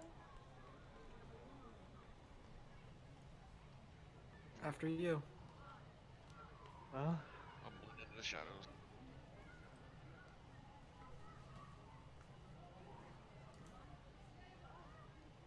Might want to lock the door. Yep, there we go.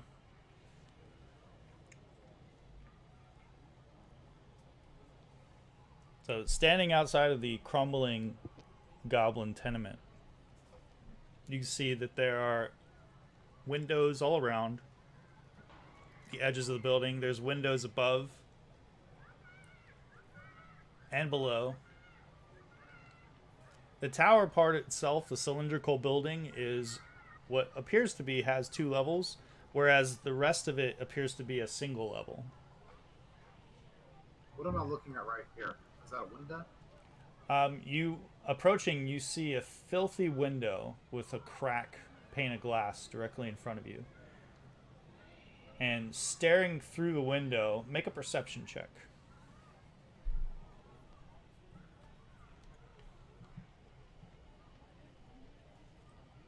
Staring through, you see a wall immediately terminating not too far in front of you, on the other side of the glass.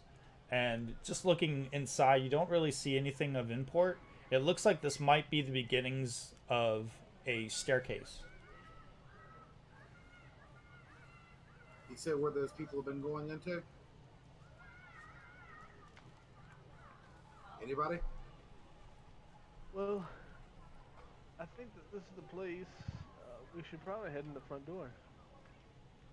plan. Yeah, I think there's the doors down south over here.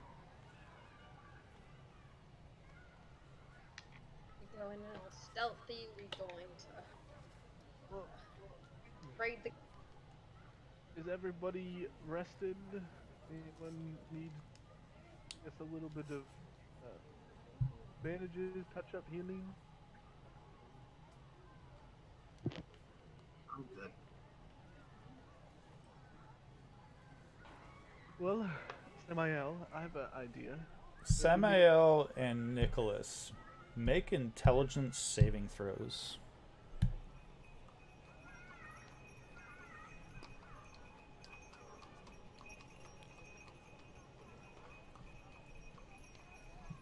Samael and Nicholas, you both feel a scratching sensation in the backs of your minds. And you both feel this overwhelming sense of home. This sort of a rush, a wave that passes over your bodies, and you both feel like this place, something about this place is making you feel like this is home.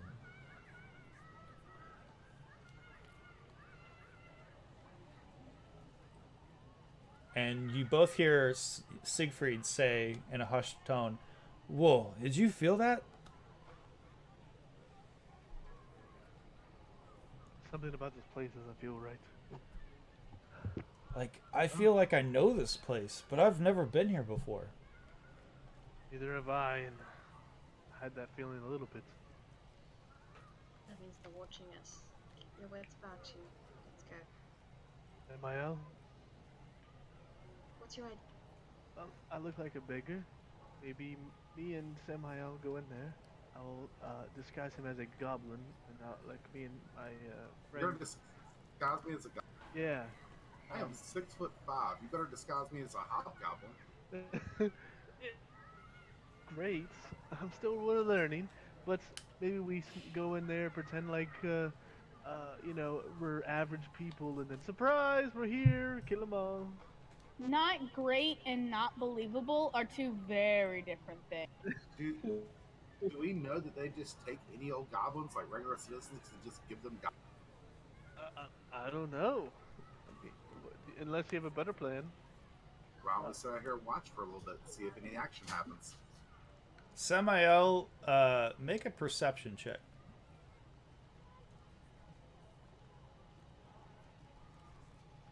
You said this building's old.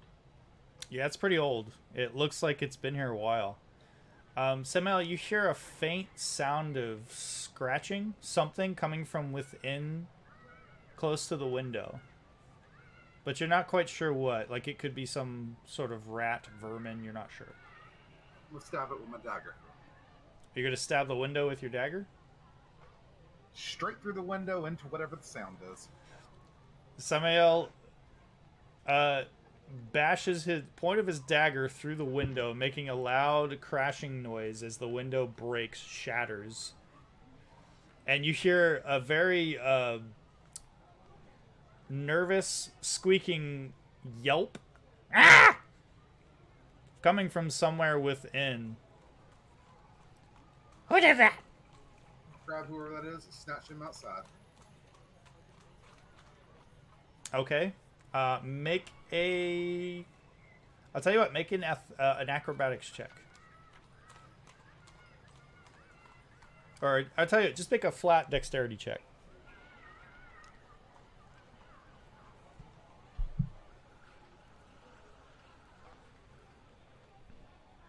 Okay.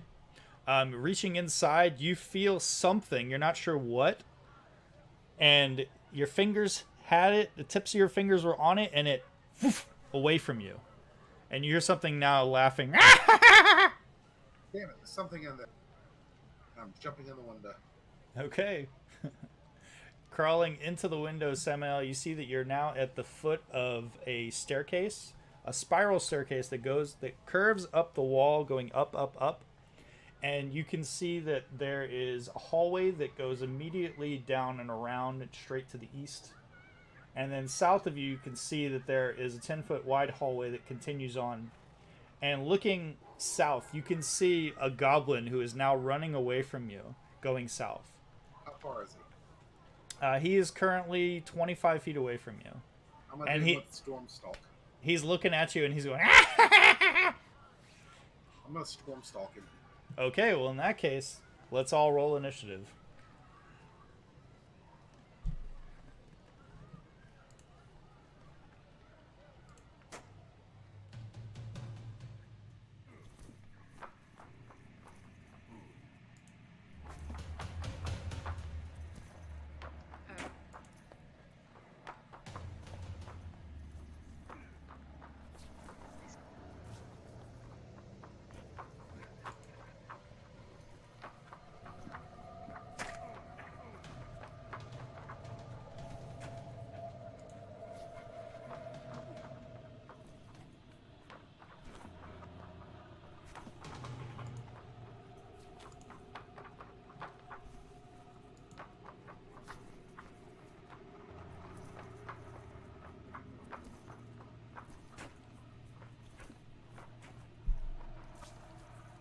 Alright, let me put this guy on the map for you so you can see what he looks like.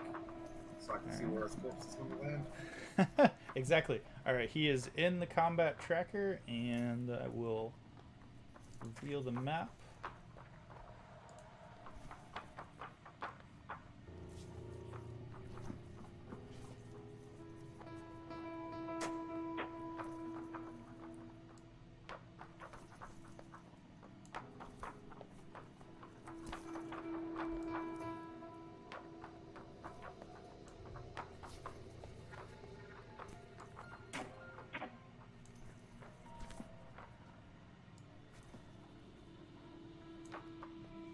Alright, let's see. So you get your little surprise on him. Actually, no, you didn't get surprise on him. He knows that he knew you were there, so it's actually not your turn yet. That's fine. It is Brunhild's turn. Brunhild, you just heard the sound of shattering glass and turned to see Samael clambering through this broken window into the building. Well, I'm not missing out on a fight. Unfortunately, that's as far as I can move, and I will be missing out on this first turn, apparently. Oh, you can double move. Well, then I'll do that. Into the window.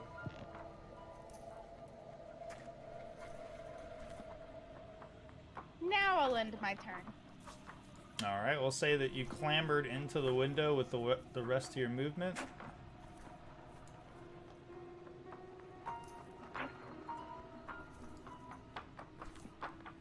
And Nicholas, it is your turn. I'm going to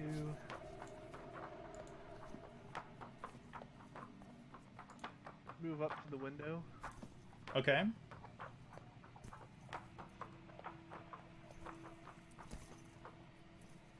And crawl in around.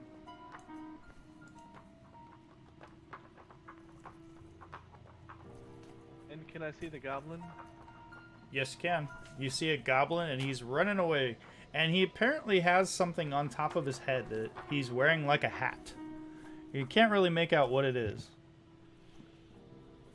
I'm going to Ray of Frost him. Oh, okay. Oh, I apologize, Nicholas. As you climbed into the window around the corner, you saw another goblin who apparently was readying an action and is now going to attack you.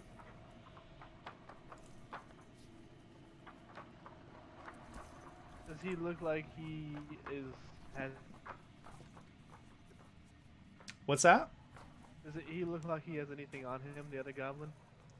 Yeah, he seems to be wearing that same hat, what looks like a hat that's on top of his head. And as you turn and look in his direction, you hear this sound of like a sound. It sounds very familiar to you. as suddenly a shard emits from the top of this hat that he's wearing, and is not actually a hat. He's apparently wearing a throwing scarab on top of his head as a hat. Oh.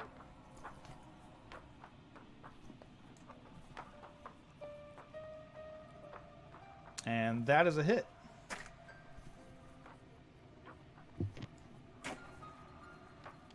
As suddenly a shard stabs you in the side of your neck. And you feel a burning sensation as this thing melts onto your skin and burns your skin. And it laughs. Ah. And now it's your turn. Well, since you did that, I was playing nice. Now I'm not. I'm gonna cast a magic missile. Okay.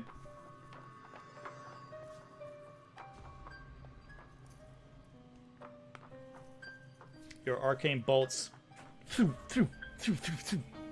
flash into the creature's body, and it goes and falls down onto the ground, bouncing off of the wall. And then I'm going to I'll use my dash move to move right there in that corner.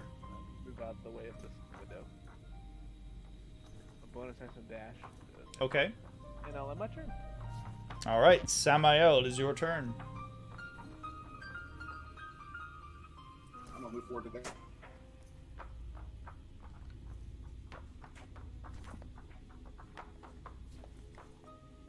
That, unfortunately, is a miss. Well, miss. I'll win my turn. The goblin turns around and starts laughing and shaking his butt at you.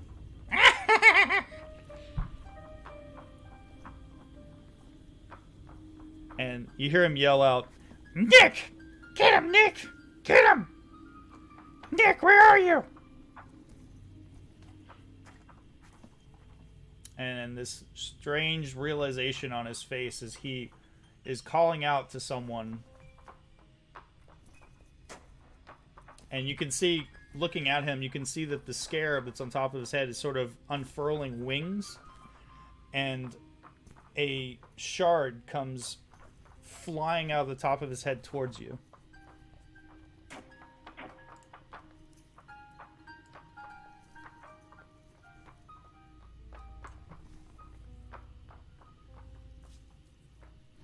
But it flies past your head, whizzing your ear, and thunks into the wall behind you and sizzles and melts. And Zara, it is your turn. Could you reshare the map? Sure thing.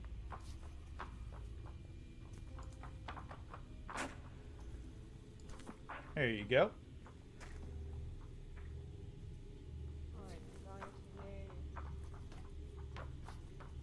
use my action to dash inside here. I can go 60 feet, correct? What is your normal movement? 30? So yes. And the window is low enough to the ground that you could get through it. It's a very tall window. I'm going to, like, hurdle through the window and go right behind Nick. Okay. As you head into the room, the first thing you see is a dead goblin off against the wall down this hallway, near a hallway. And then you see another goblin with a strange, funny-looking hat. What you thought was a hat at first, you now recognize to be one of those scarab symbiotes that is attached to your husband. But this one is much bigger, and it encompasses the top of this creature's head. And it looks at you, and it says...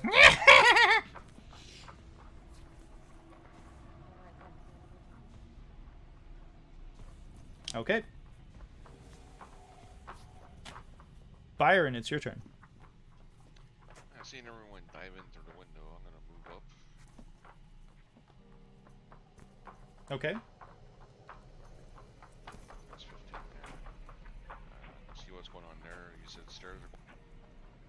Yep, there are stairs that are heading up, curving around the edge of the building.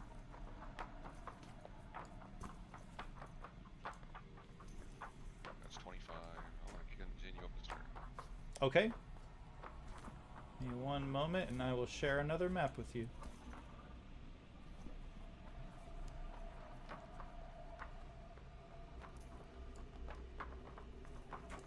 This is 30.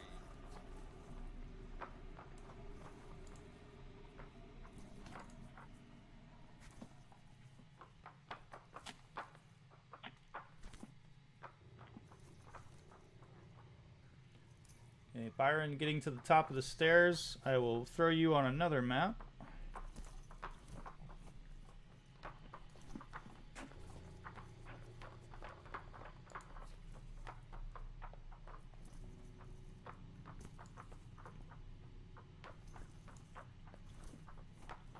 There you go.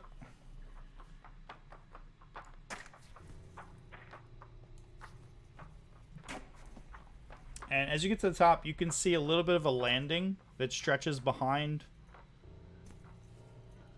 And you see very filthy floors. You see a long chamber. You see doors on either side. You see two doors that are perpendicular to each other, and then another door that is up ahead of you to your left against the wall. Nothing in the room. You can make a perception check.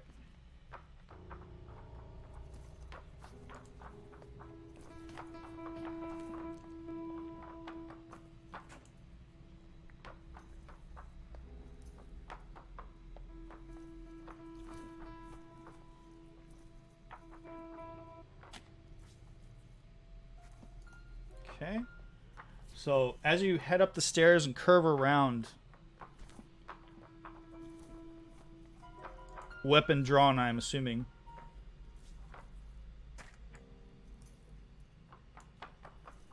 You look and you see two creatures crawling along the ground. They look like arms, or they look like arms that are sprouting spikes.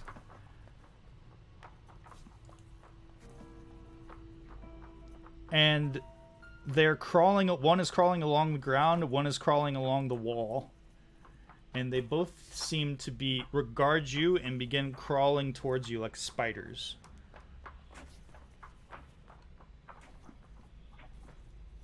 Alright, I'm gonna fire him. Okay.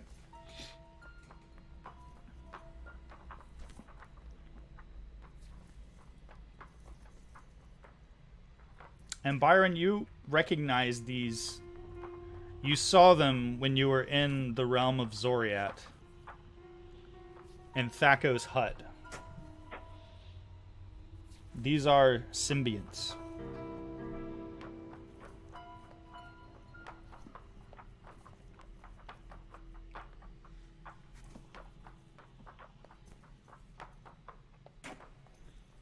That is a hit. As you knock an arrow, pull it back. Sticks into the thick chitinous hide of this strange crawling creature. And your arrow, you hear this shrill squeaking noise as the arrow pierces the creature and it falls dead on the ground. I'll take my second strike. Doesn't have ambush strike because that's my first attack. Correct. That is also a hit.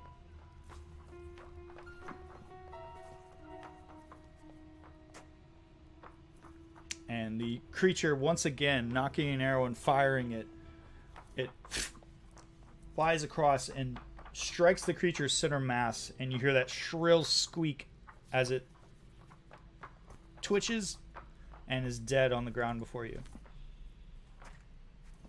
And I'll hold my third. No, I'll just try to stay in the shadows. Okay, you can roll a stealth check if you like.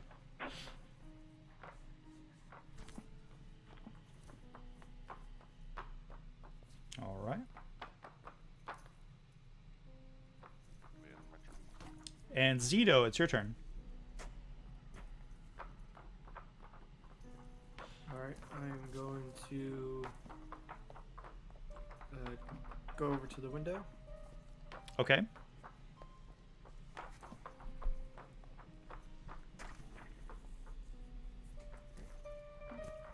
And I'll coil into the window and I'll take a look around down the hall. Okay. Beyond your friends, you can see the diminutive form of a goblin who is now currently stomping his feet and jumping up and down. I suppose I should roll for Siegfried, huh?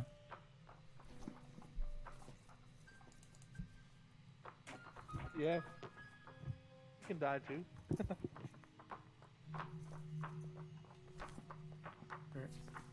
And I'll call out to him in Goblin. I'll tell him to surrender. Okay. Roll your persuasion or intimidation, if you will. That's all the same. Yeah, basically.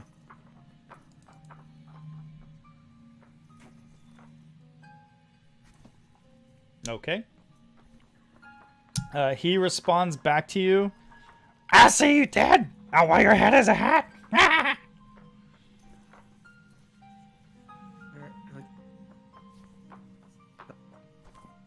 Okay. Siegfried, watching all of his friends climbing through a window, is going to go towards a door.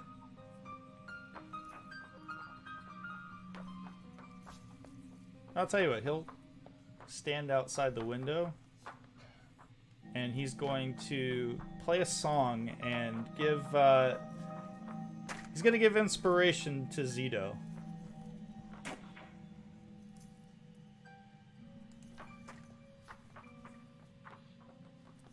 So you now have a bardic inspiration, a d6 that you can spend. Okay.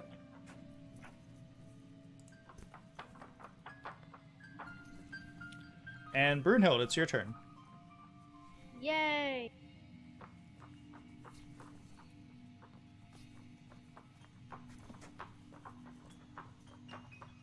What would you like to do? I'm gonna move, and then Okay. I'm gonna fling something. Okay. Where would you like to move? Alright.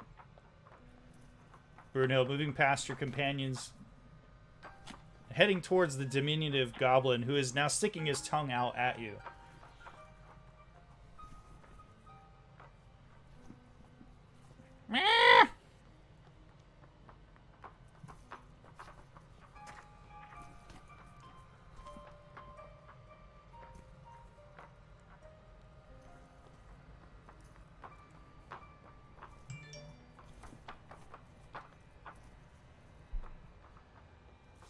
Attacking while out of ammo. Apparently you didn't pick up your axes.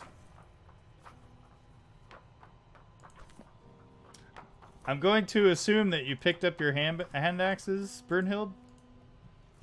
Go ahead and roll your attack. Obviously, especially after I threw my favorite one in that guy. Go ahead and roll your attack again.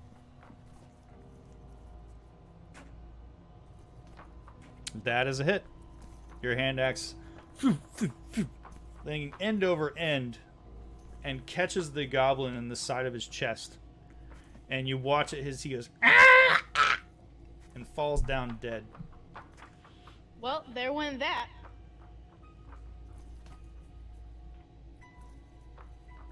Give me 1 second here. Gotta find him on the tracker. Where are you, little goblin? Oh, there you are. And I'm gonna pick that axe up. Oh, you are? Well, you would, but you're not out of combat. As you start to approach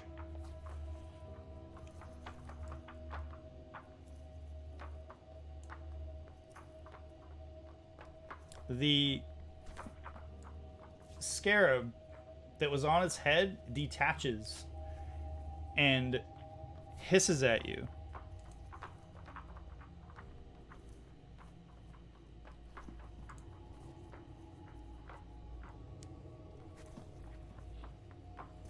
And I'm just realizing that I didn't put him on the map correctly. Whoopsie.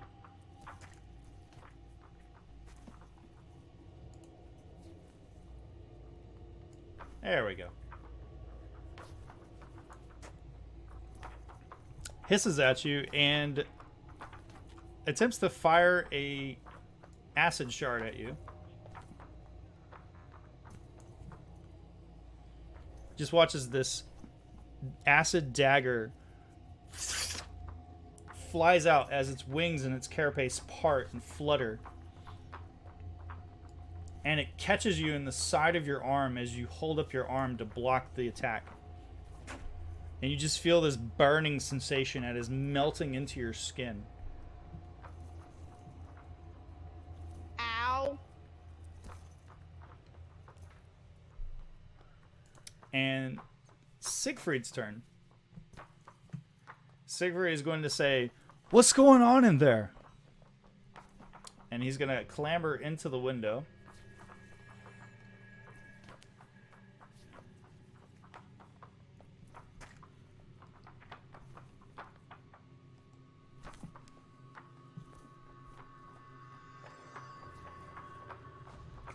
And he's going to take his crossbow out and attempt to fire at this creature that is attacking his friend.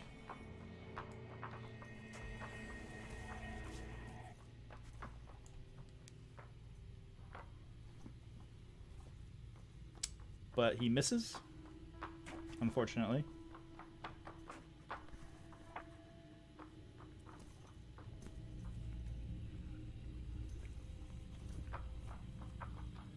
And Zara, it is your turn.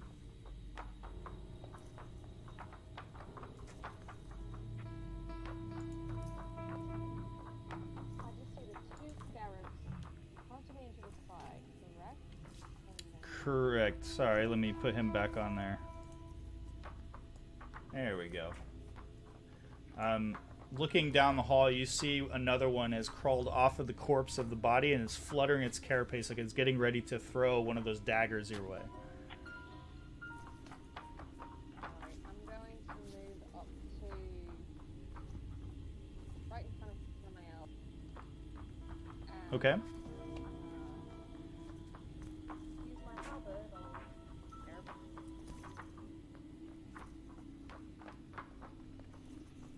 Stabbing out with your halberd, you just miss. It scrapes against the creature's carapace. I'm going to use my ability and try to go.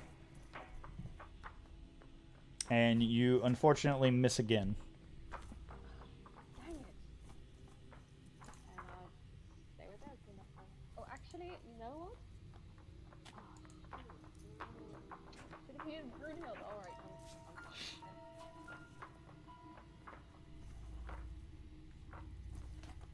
Don't worry, Brunhild, I'll get you next. And Byron, it is your turn. Take my free 10-foot move.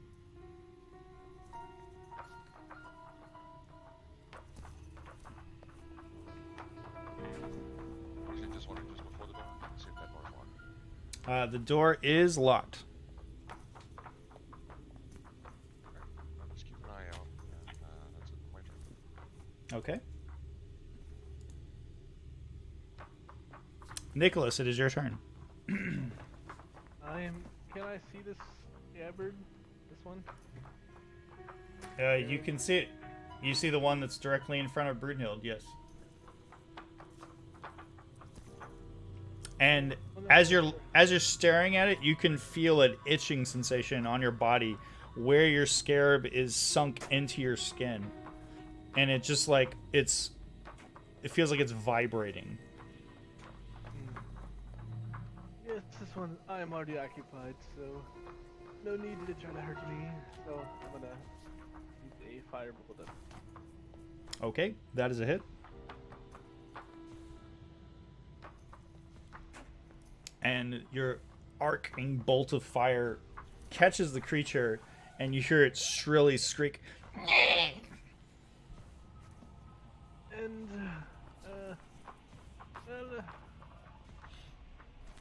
I will end my turn right there. Okay. Zito, it's your turn.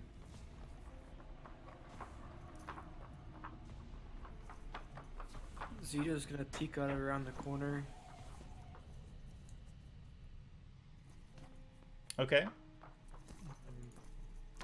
Looking He's around the going to corner, Cast. you see the he's dead gonna body cast of the goblin.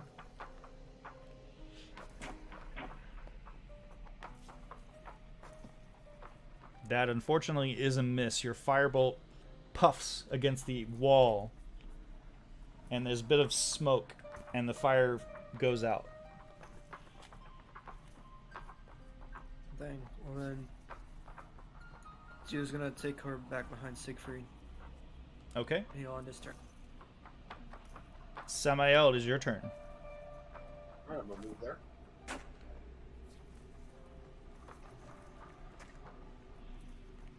And that is a hit with the Keeper's Fang, chucking it.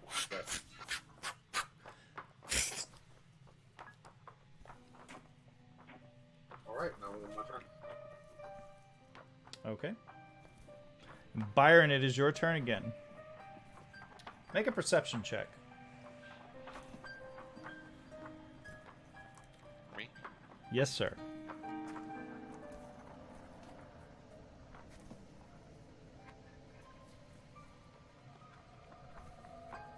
Okay.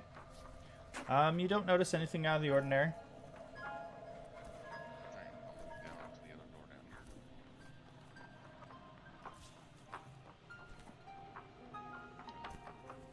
Is this door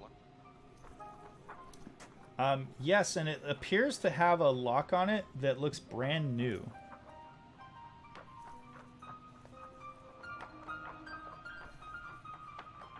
Finished my move there.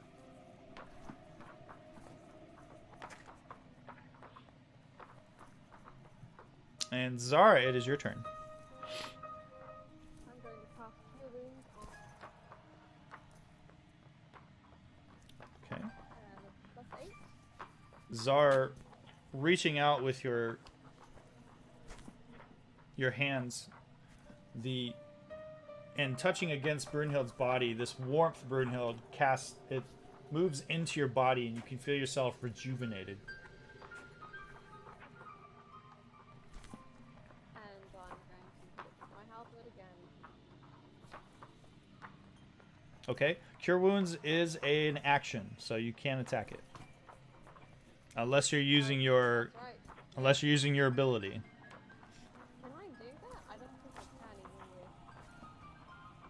with. Yeah, I think you're right. I think that your ability only works if you've already used your attack action. Yep. Okay. Okay. Nicholas, it is your turn. Alright, so I'm going to.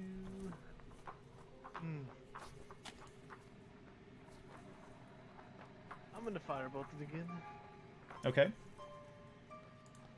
That unfortunately is a miss. Once again, your softball-sized fire just manages to graze the cobblestone ground.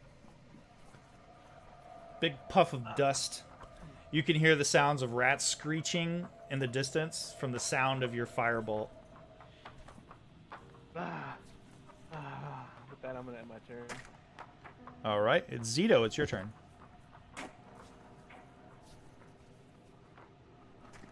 Alright. Zio's gonna pop out from this corner again. And this time he's going to cast Magic Missile on the Scarab. Okay.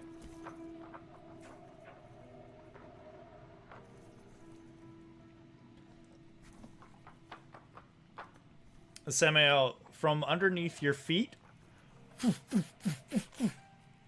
arcs of brilliant arcane energy go between your legs and batter into the body of the throwing scarab.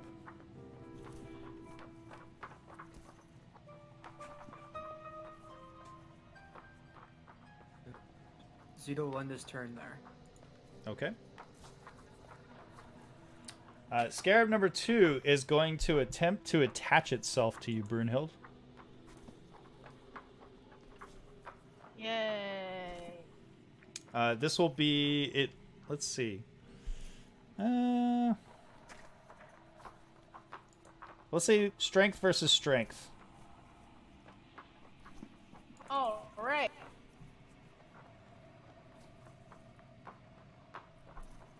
Would that be a strength save? That would be a strength check.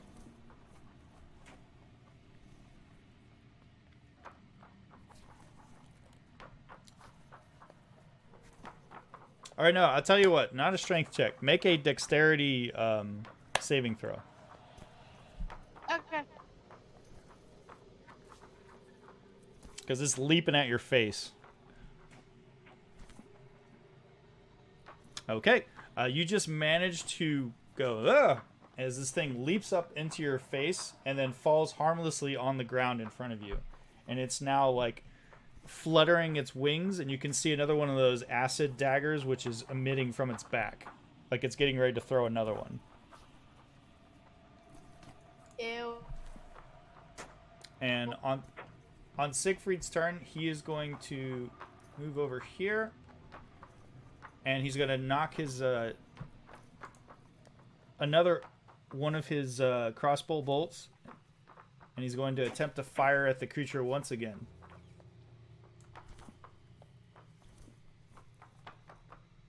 And that's a natural one. You all hear a twing as the bolt flips up in the air, end over end, and lands in front of you, Zara. And it is Brunhild's turn yet again. Yay! This creature looks like it's getting ready to fire one of these daggers in your face.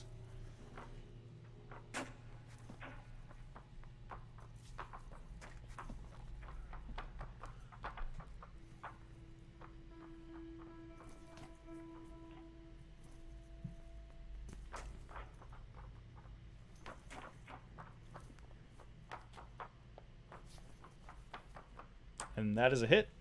Brunel, as you pull back your maul and crack into the carapace of the creature.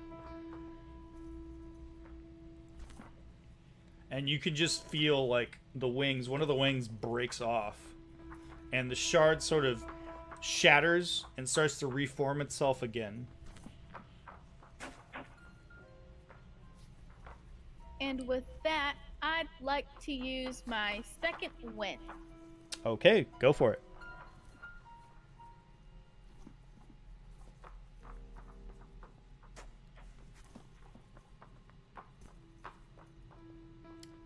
All right.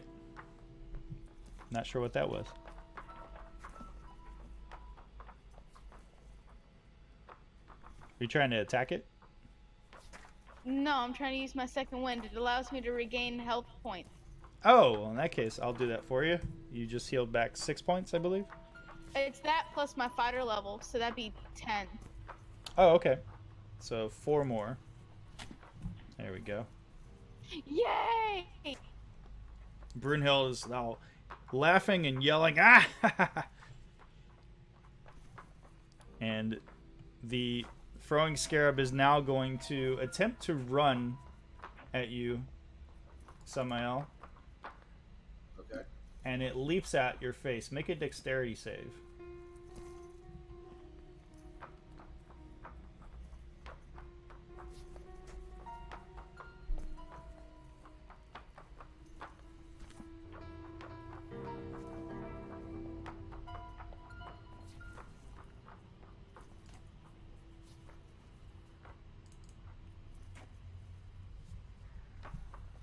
This thing leaps and bites into your wrist and is now attached to you. Like permanently? Well, you're not sure. You know that Nicholas hasn't managed to remove his yet. Well, here, I'm just going to try this. I'm going to stab it with the Keeper's Fang. Okay. Go for it.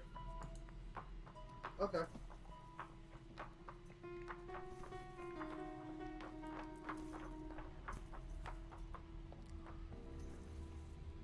How am I going to miss that thing that's right on me? I would say that... Yeah, that's... Apparently you were so shocked at this little tiny thing leaping and biting into your arm. You just swung at it and skated off of its chitinous hide. That somehow sucks. He's weak. I was going to say, you could have also just tried to pull it off. I'd rather kill it. True. Well, in that case, then, I'm going to hold my arm up so it presents a good target for everybody else, and I'm going to end my turn.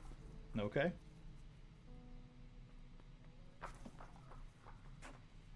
and save me. Brunhild, the scarab is now firing its dissolving shard at you. Once again.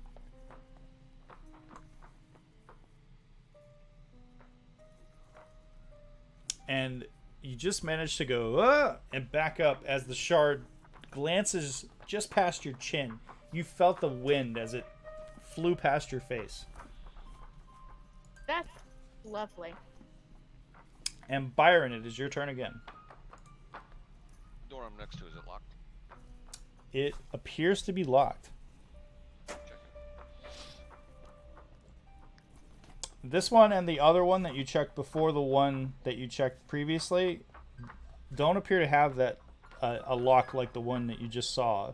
Their locks are old. Okay, if it's locked, then I'll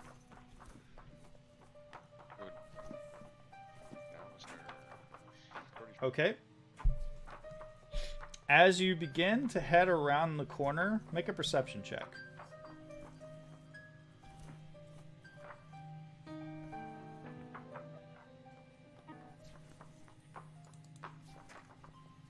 feet. Okay. Byron, as you peer around the corner, you see a couple of things. You see a strange worm-like creature which is now arcing its head towards you. And you also see what looks like a man, but he's made out of mist.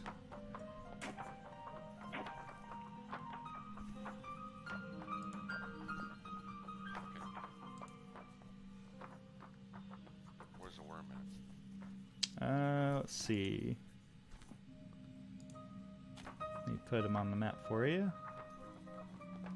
Which one is that one?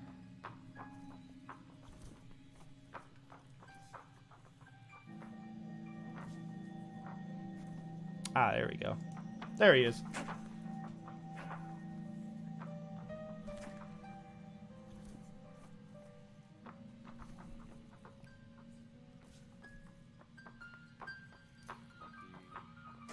System. Well, you can't see him through the wall. I mean, is he down on the stairwell part or not? No, he's on an upper level. Like that's like a behind that door. You see that there's a banister that arcs around, and there's like a landing, and then there's another door.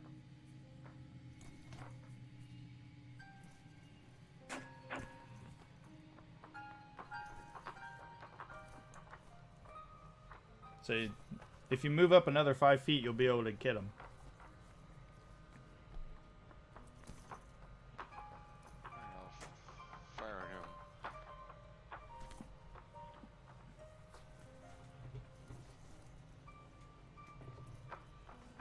And does he see me? Well, let's see. Roll a stealth check.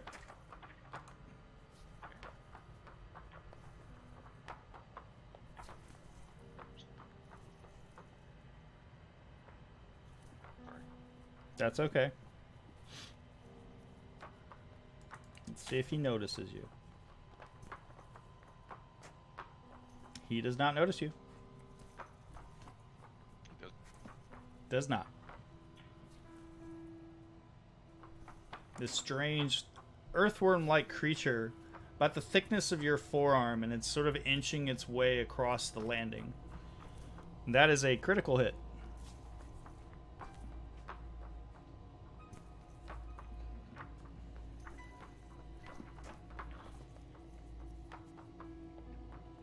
Your arrow catches the creature and bisects it, and the pieces go scattering, gross orange liquid spraying all over them.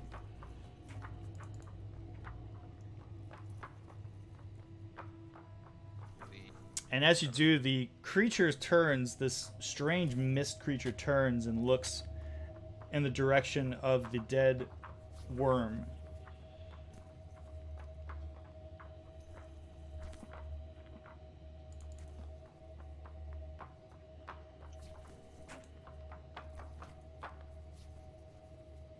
And he does see you. Target. He does see you. He looks in your direction. That is a hit.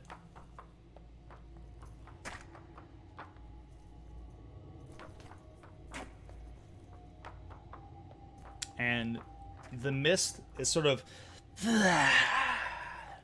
and dissipates as your arrow catches it.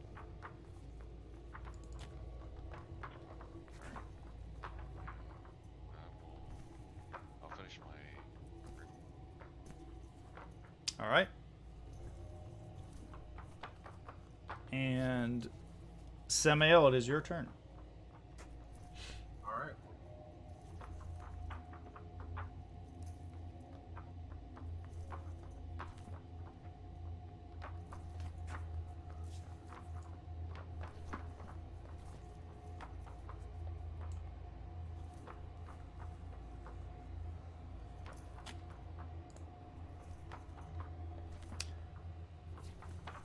And Samael, stabbing at the Keeper Fang.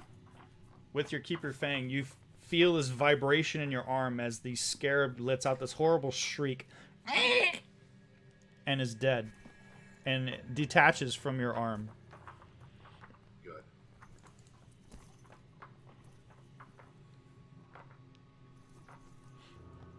And Nicholas, it is your turn. I'm going to. I see. Siegfried kind of jumped in front of me. Can I still see it? Or do I need to move like there? You know what? I'm moving. Move up in front of him. Okay. Like, oh, get out of my way. I can't see Siegfried. Oh, there he is. Firebolt. One of these days you're going to hit with this firebolt. Like right now.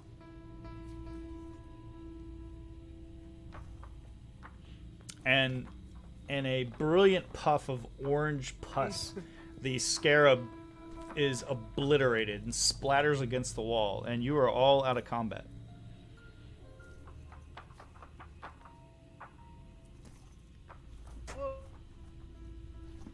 This is a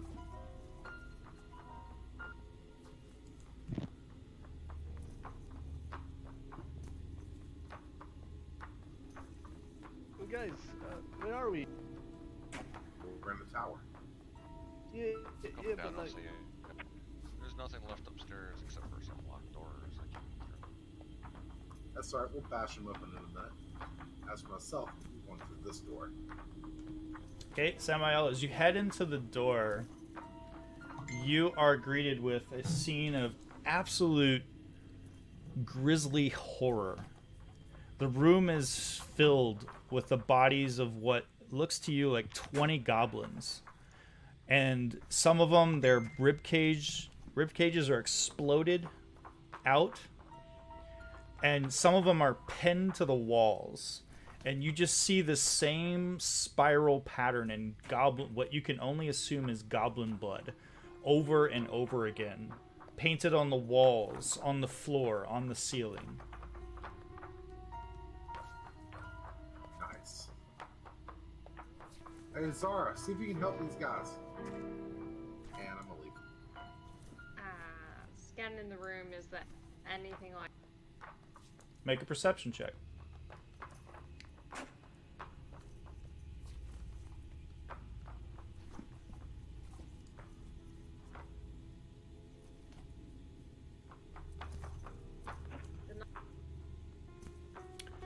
Zara, looking around the room, you can also confirm that every single creature in this room is very dead.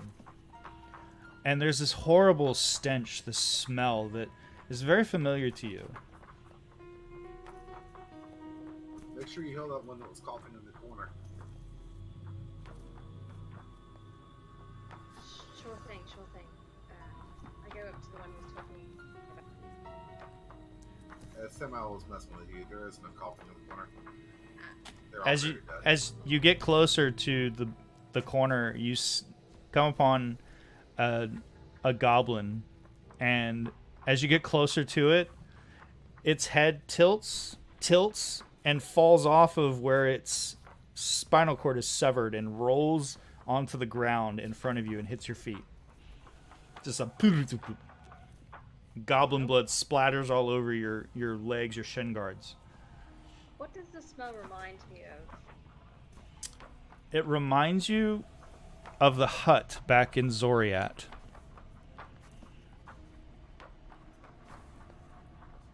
And you feel absolutely disgusted right now. This smell is filling you up right now.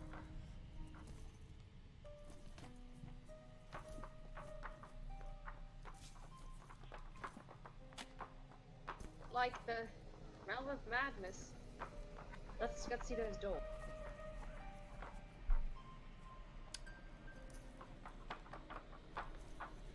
Samael, as you head into this room, you see broken furniture.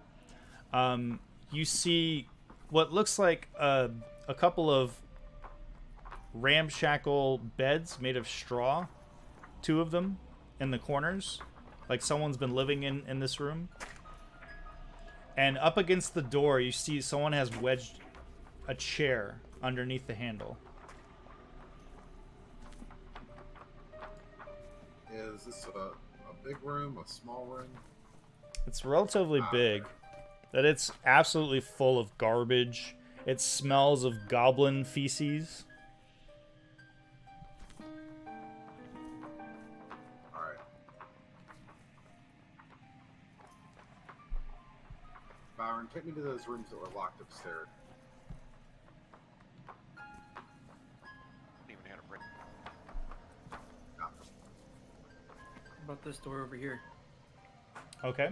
The door is also unlocked. As you open that door,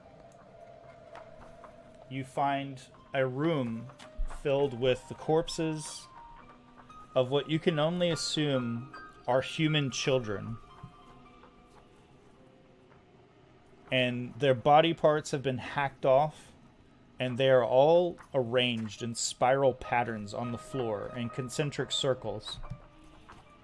Some of them look like they've potentially been chewed on or possibly by something small. Zudo will close the door. Okay.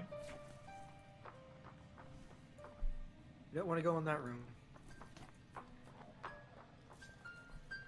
And I assume you all want to go upstairs? Yes, we're going to unlock that door. Okay. Yes.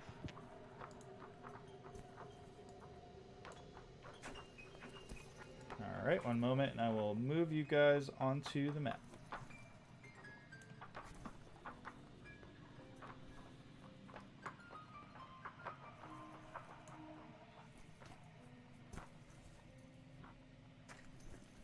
And I'm just going to go ahead and share the map with all of you, since I assume you're all going to go upstairs, correct? Yes. I am. Alright.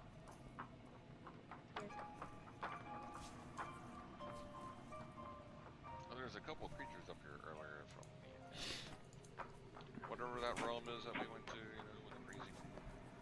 You mean Zoriat? Yeah, that's Nice. is that realm like leaking into ours or something? Is that why all these things are appearing? Possibly. Maybe they started work on that before they ever went over there, though. I'd hate to think that, you know, we were the cause of that. Specifically. Well, I mean, based on the time frame, if it stopped a month ago, that's when the time went. So it's a pretty convenient coincidence. Show me which door it is. Yeah, that southernmost door down there is,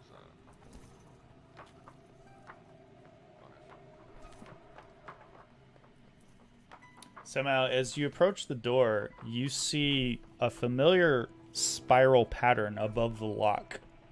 It looks quite a bit like the spiral pattern that was on that key that you found in the catacombs.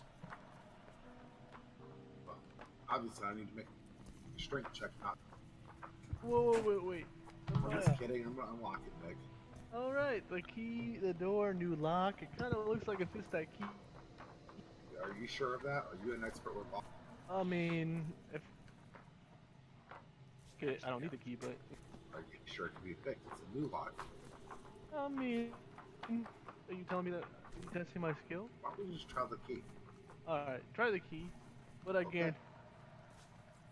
I will take the key I have and unlock the door. Okay. As you open the door, you see two humans sitting across from each other in this chamber. And one of them is holding one of those symbiote worm-like creatures in his lap, and he's stroking it like a cat. And they both are wearing red robes and have grisly seemed to have someone or they have carved concentric spiral circles onto their foreheads. And they turn and look at you both, and they say, "Oh, you found our key. Are you here for the ceremony? The joining?" Yes. And then I'm blasting with my storm stall. Okay. They both sort of look up at you and hold their hands out like, "No!"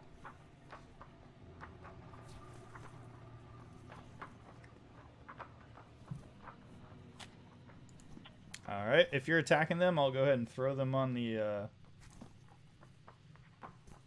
Zara is upstairs for the record. If you'd be so kind as to roll an attack on them. Let's see, where'd they go? Ah, there they are. Yes, let's see. Which one was doing the petting? That would be Volcar. You'll see him. You'll see him popping up on the Good. and here in a moment. There you go.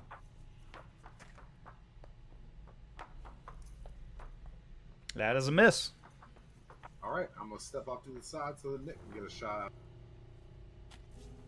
These two men now are now scrambling and backing up against the wall, seemingly frightened of you. Oh, they're scared? Yes. Oh, well, I'm gonna walk the rest of the way into the room. And they say, "Please, don't hurt the little ones. They're so fragile at this stage." Which one? What little one? And he's referring to the worm-like creature that is in the corner. I'm gonna pull out my warhammer. And I'm gonna point at the creature with my warhammer and say, "You mean that one there?" Yes, don't hurt it. It'd be a shame if I were to crush it, wouldn't it? Yes, Nick. please, don't hurt it. Nick, I Yeah. think these people are gonna be able to help us out quite a bit. We have questions, and I want answers. Either I'll tell that you. or I want to splat this little creature. We'll tell you anything you want. Just don't hurt the little one. Where's the stone? The stone. What? You mean the small stone that the rat carried? Yes. Where's the stone? Well, my friend squashes that creature. The necromancer. We sold it to him. You did what? We sold it. We worked for the necromancer, Losser. You so? When did you say? How long ago? Well, just this morning. Where does the necromancer live? Oh, he's... Oh. And the man looks first to the to his friend, and then looks back at you, and he says, "He live under a wig shop." Under a wig shop. And What sector? Oh, I don't know if I should tell you. He'll be very angry. He's talking to me right now. He's talking. The guy that was saying he looks at you, and when you say who's talking to me, he goes, "Yeah, fine, I'll tell you. No, don't hurt him. It's in Khalistan." Khalistan. You got that, Nick? a wig shop in Khalistan. Got any more questions for him?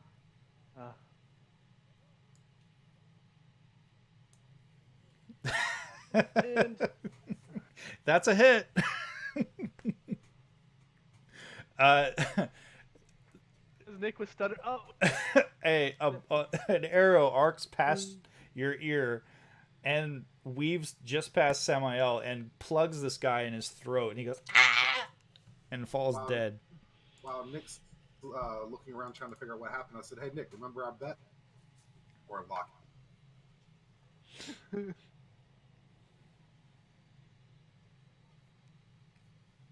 And Samael, you reaching out with your fang, you stab Volkar in his chest, he was and telling the truth. there's a poof of green necromantic energy, and he falls dead, sliding off of your blade onto the ground. And the little creature, little worm-like creature, now is splattered dead. As once again, Samael arcs down and stabs the creature's center mass. Now I'm gonna sit there on the chair and wait for Nick to unlock the door.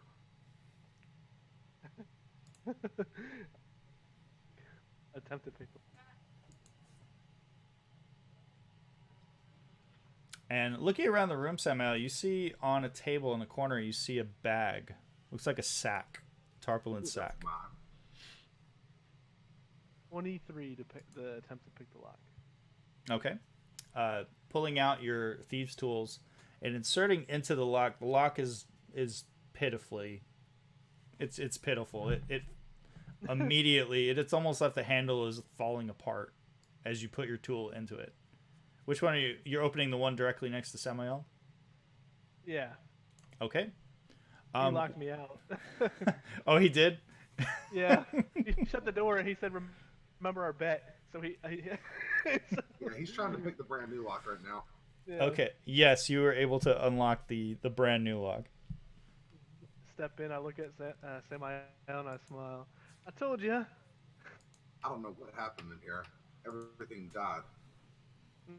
I kind of have a This room feeling. must be cursed. You're lucky that I'm not an inquisitor. You're lucky. I'm just You're kidding. an occultist. Just kidding.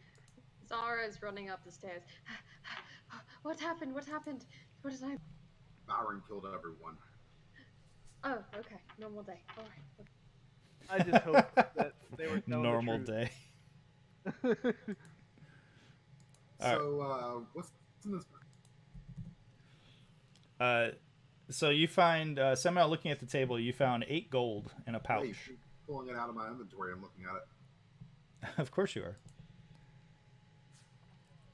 And are you? I assume you're heading into the chamber right directly next to you, Samael. Not until after I look at this bag. Okay, you found 8 gold. 8 gold. Nice. I'm gonna get 4 to Gold? Yep. Bro. search the bodies, man. I'll search the body. Anything, I'll pan them down. Anything? They are wearing nothing but those robes and some very disgusting, filthy undergarments. The robes smell horrible. Like they smell like mildew and mold. Hard to believe they survived those cubes. Ugh. Yeah. Do you need Probably help? thought they were too disgusting to eat. Yeah. Do you need help to get in the other door? That door Here's is the lock's pitiful. yeah. The door opens up very easily. Somehow, when you step in, you see what you can only assume is some sort of creature. You see what looks like an egg standing on 3 feet, and the front of it has an aperture, and there's this sickly, disgusting noise of like sort of like, and it's sort of vibrating and buzzing.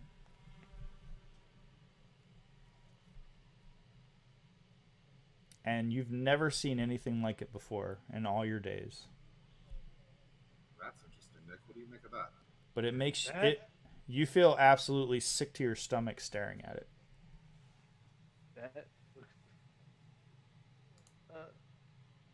Now that I don't have a problem. Do your little. Make an omelet. Yeah. I'm gonna Make throw it the out. keeper's thing at it. Okay. As you toss your keeper's fang at and it thunks into the side of it, it explodes and disgusting what look like pearl-sized eggs begin scattering on the floor, and you can see what look like embryos within them, these translucent eggs, and this disgusting orange fluid which seeps out of it. Nick, you can cast some fire-based cantrips, right? Yep. Oh, you want me to clean house? Yeah, I'm gonna step out of the room. Do you like your eggs cooked or frozen? I'd rather have them fried. Firebolt, firebolt, firebolt. The sickly, acrid smell of this, whatever this is, lights up as you coalesce and fire your fiery cantrip at the disgusting mass, whatever it is. And what would you like to do now? Byron, were there any other doors I needed to open?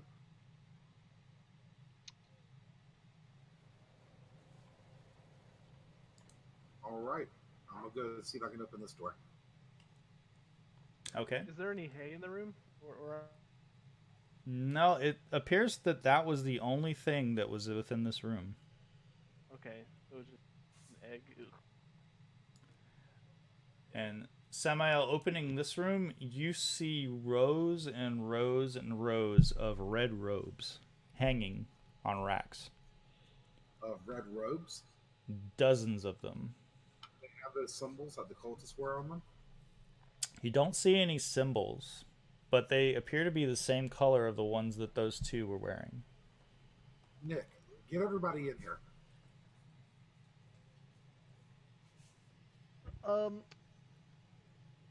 Ring. We found robes, red, tons of red robes. And let's see. What, and what are we supposed to do? you all received 356 experience for that encounter.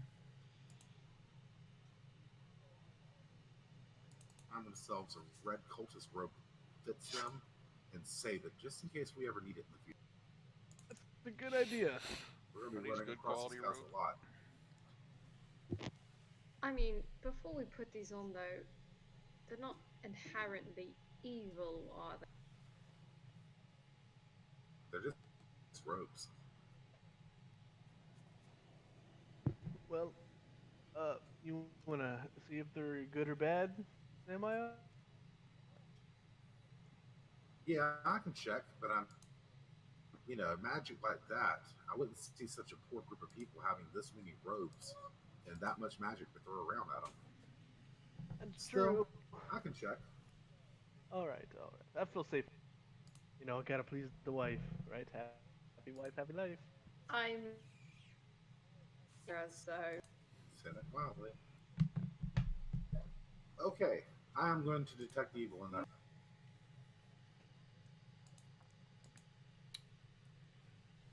Samael, you feel an overwhelming wave of nausea grip you.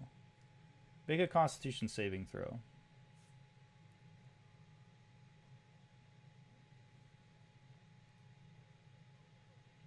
Okay. Standing in the room, Nicholas, you suddenly hear a sound, what sounds like slicing, piercing flesh. And looking at Samael, a sword suddenly erupts from his chest. Samael staring down, the blade apparently seems to be made of the same substance as your keeper's fang. And then a second one erupts from your chest, of the same exact length, width, dimensions coated in your blood.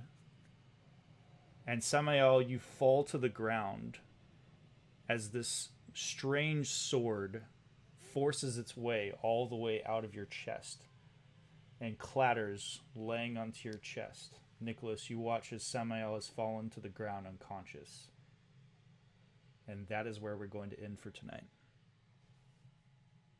Very well.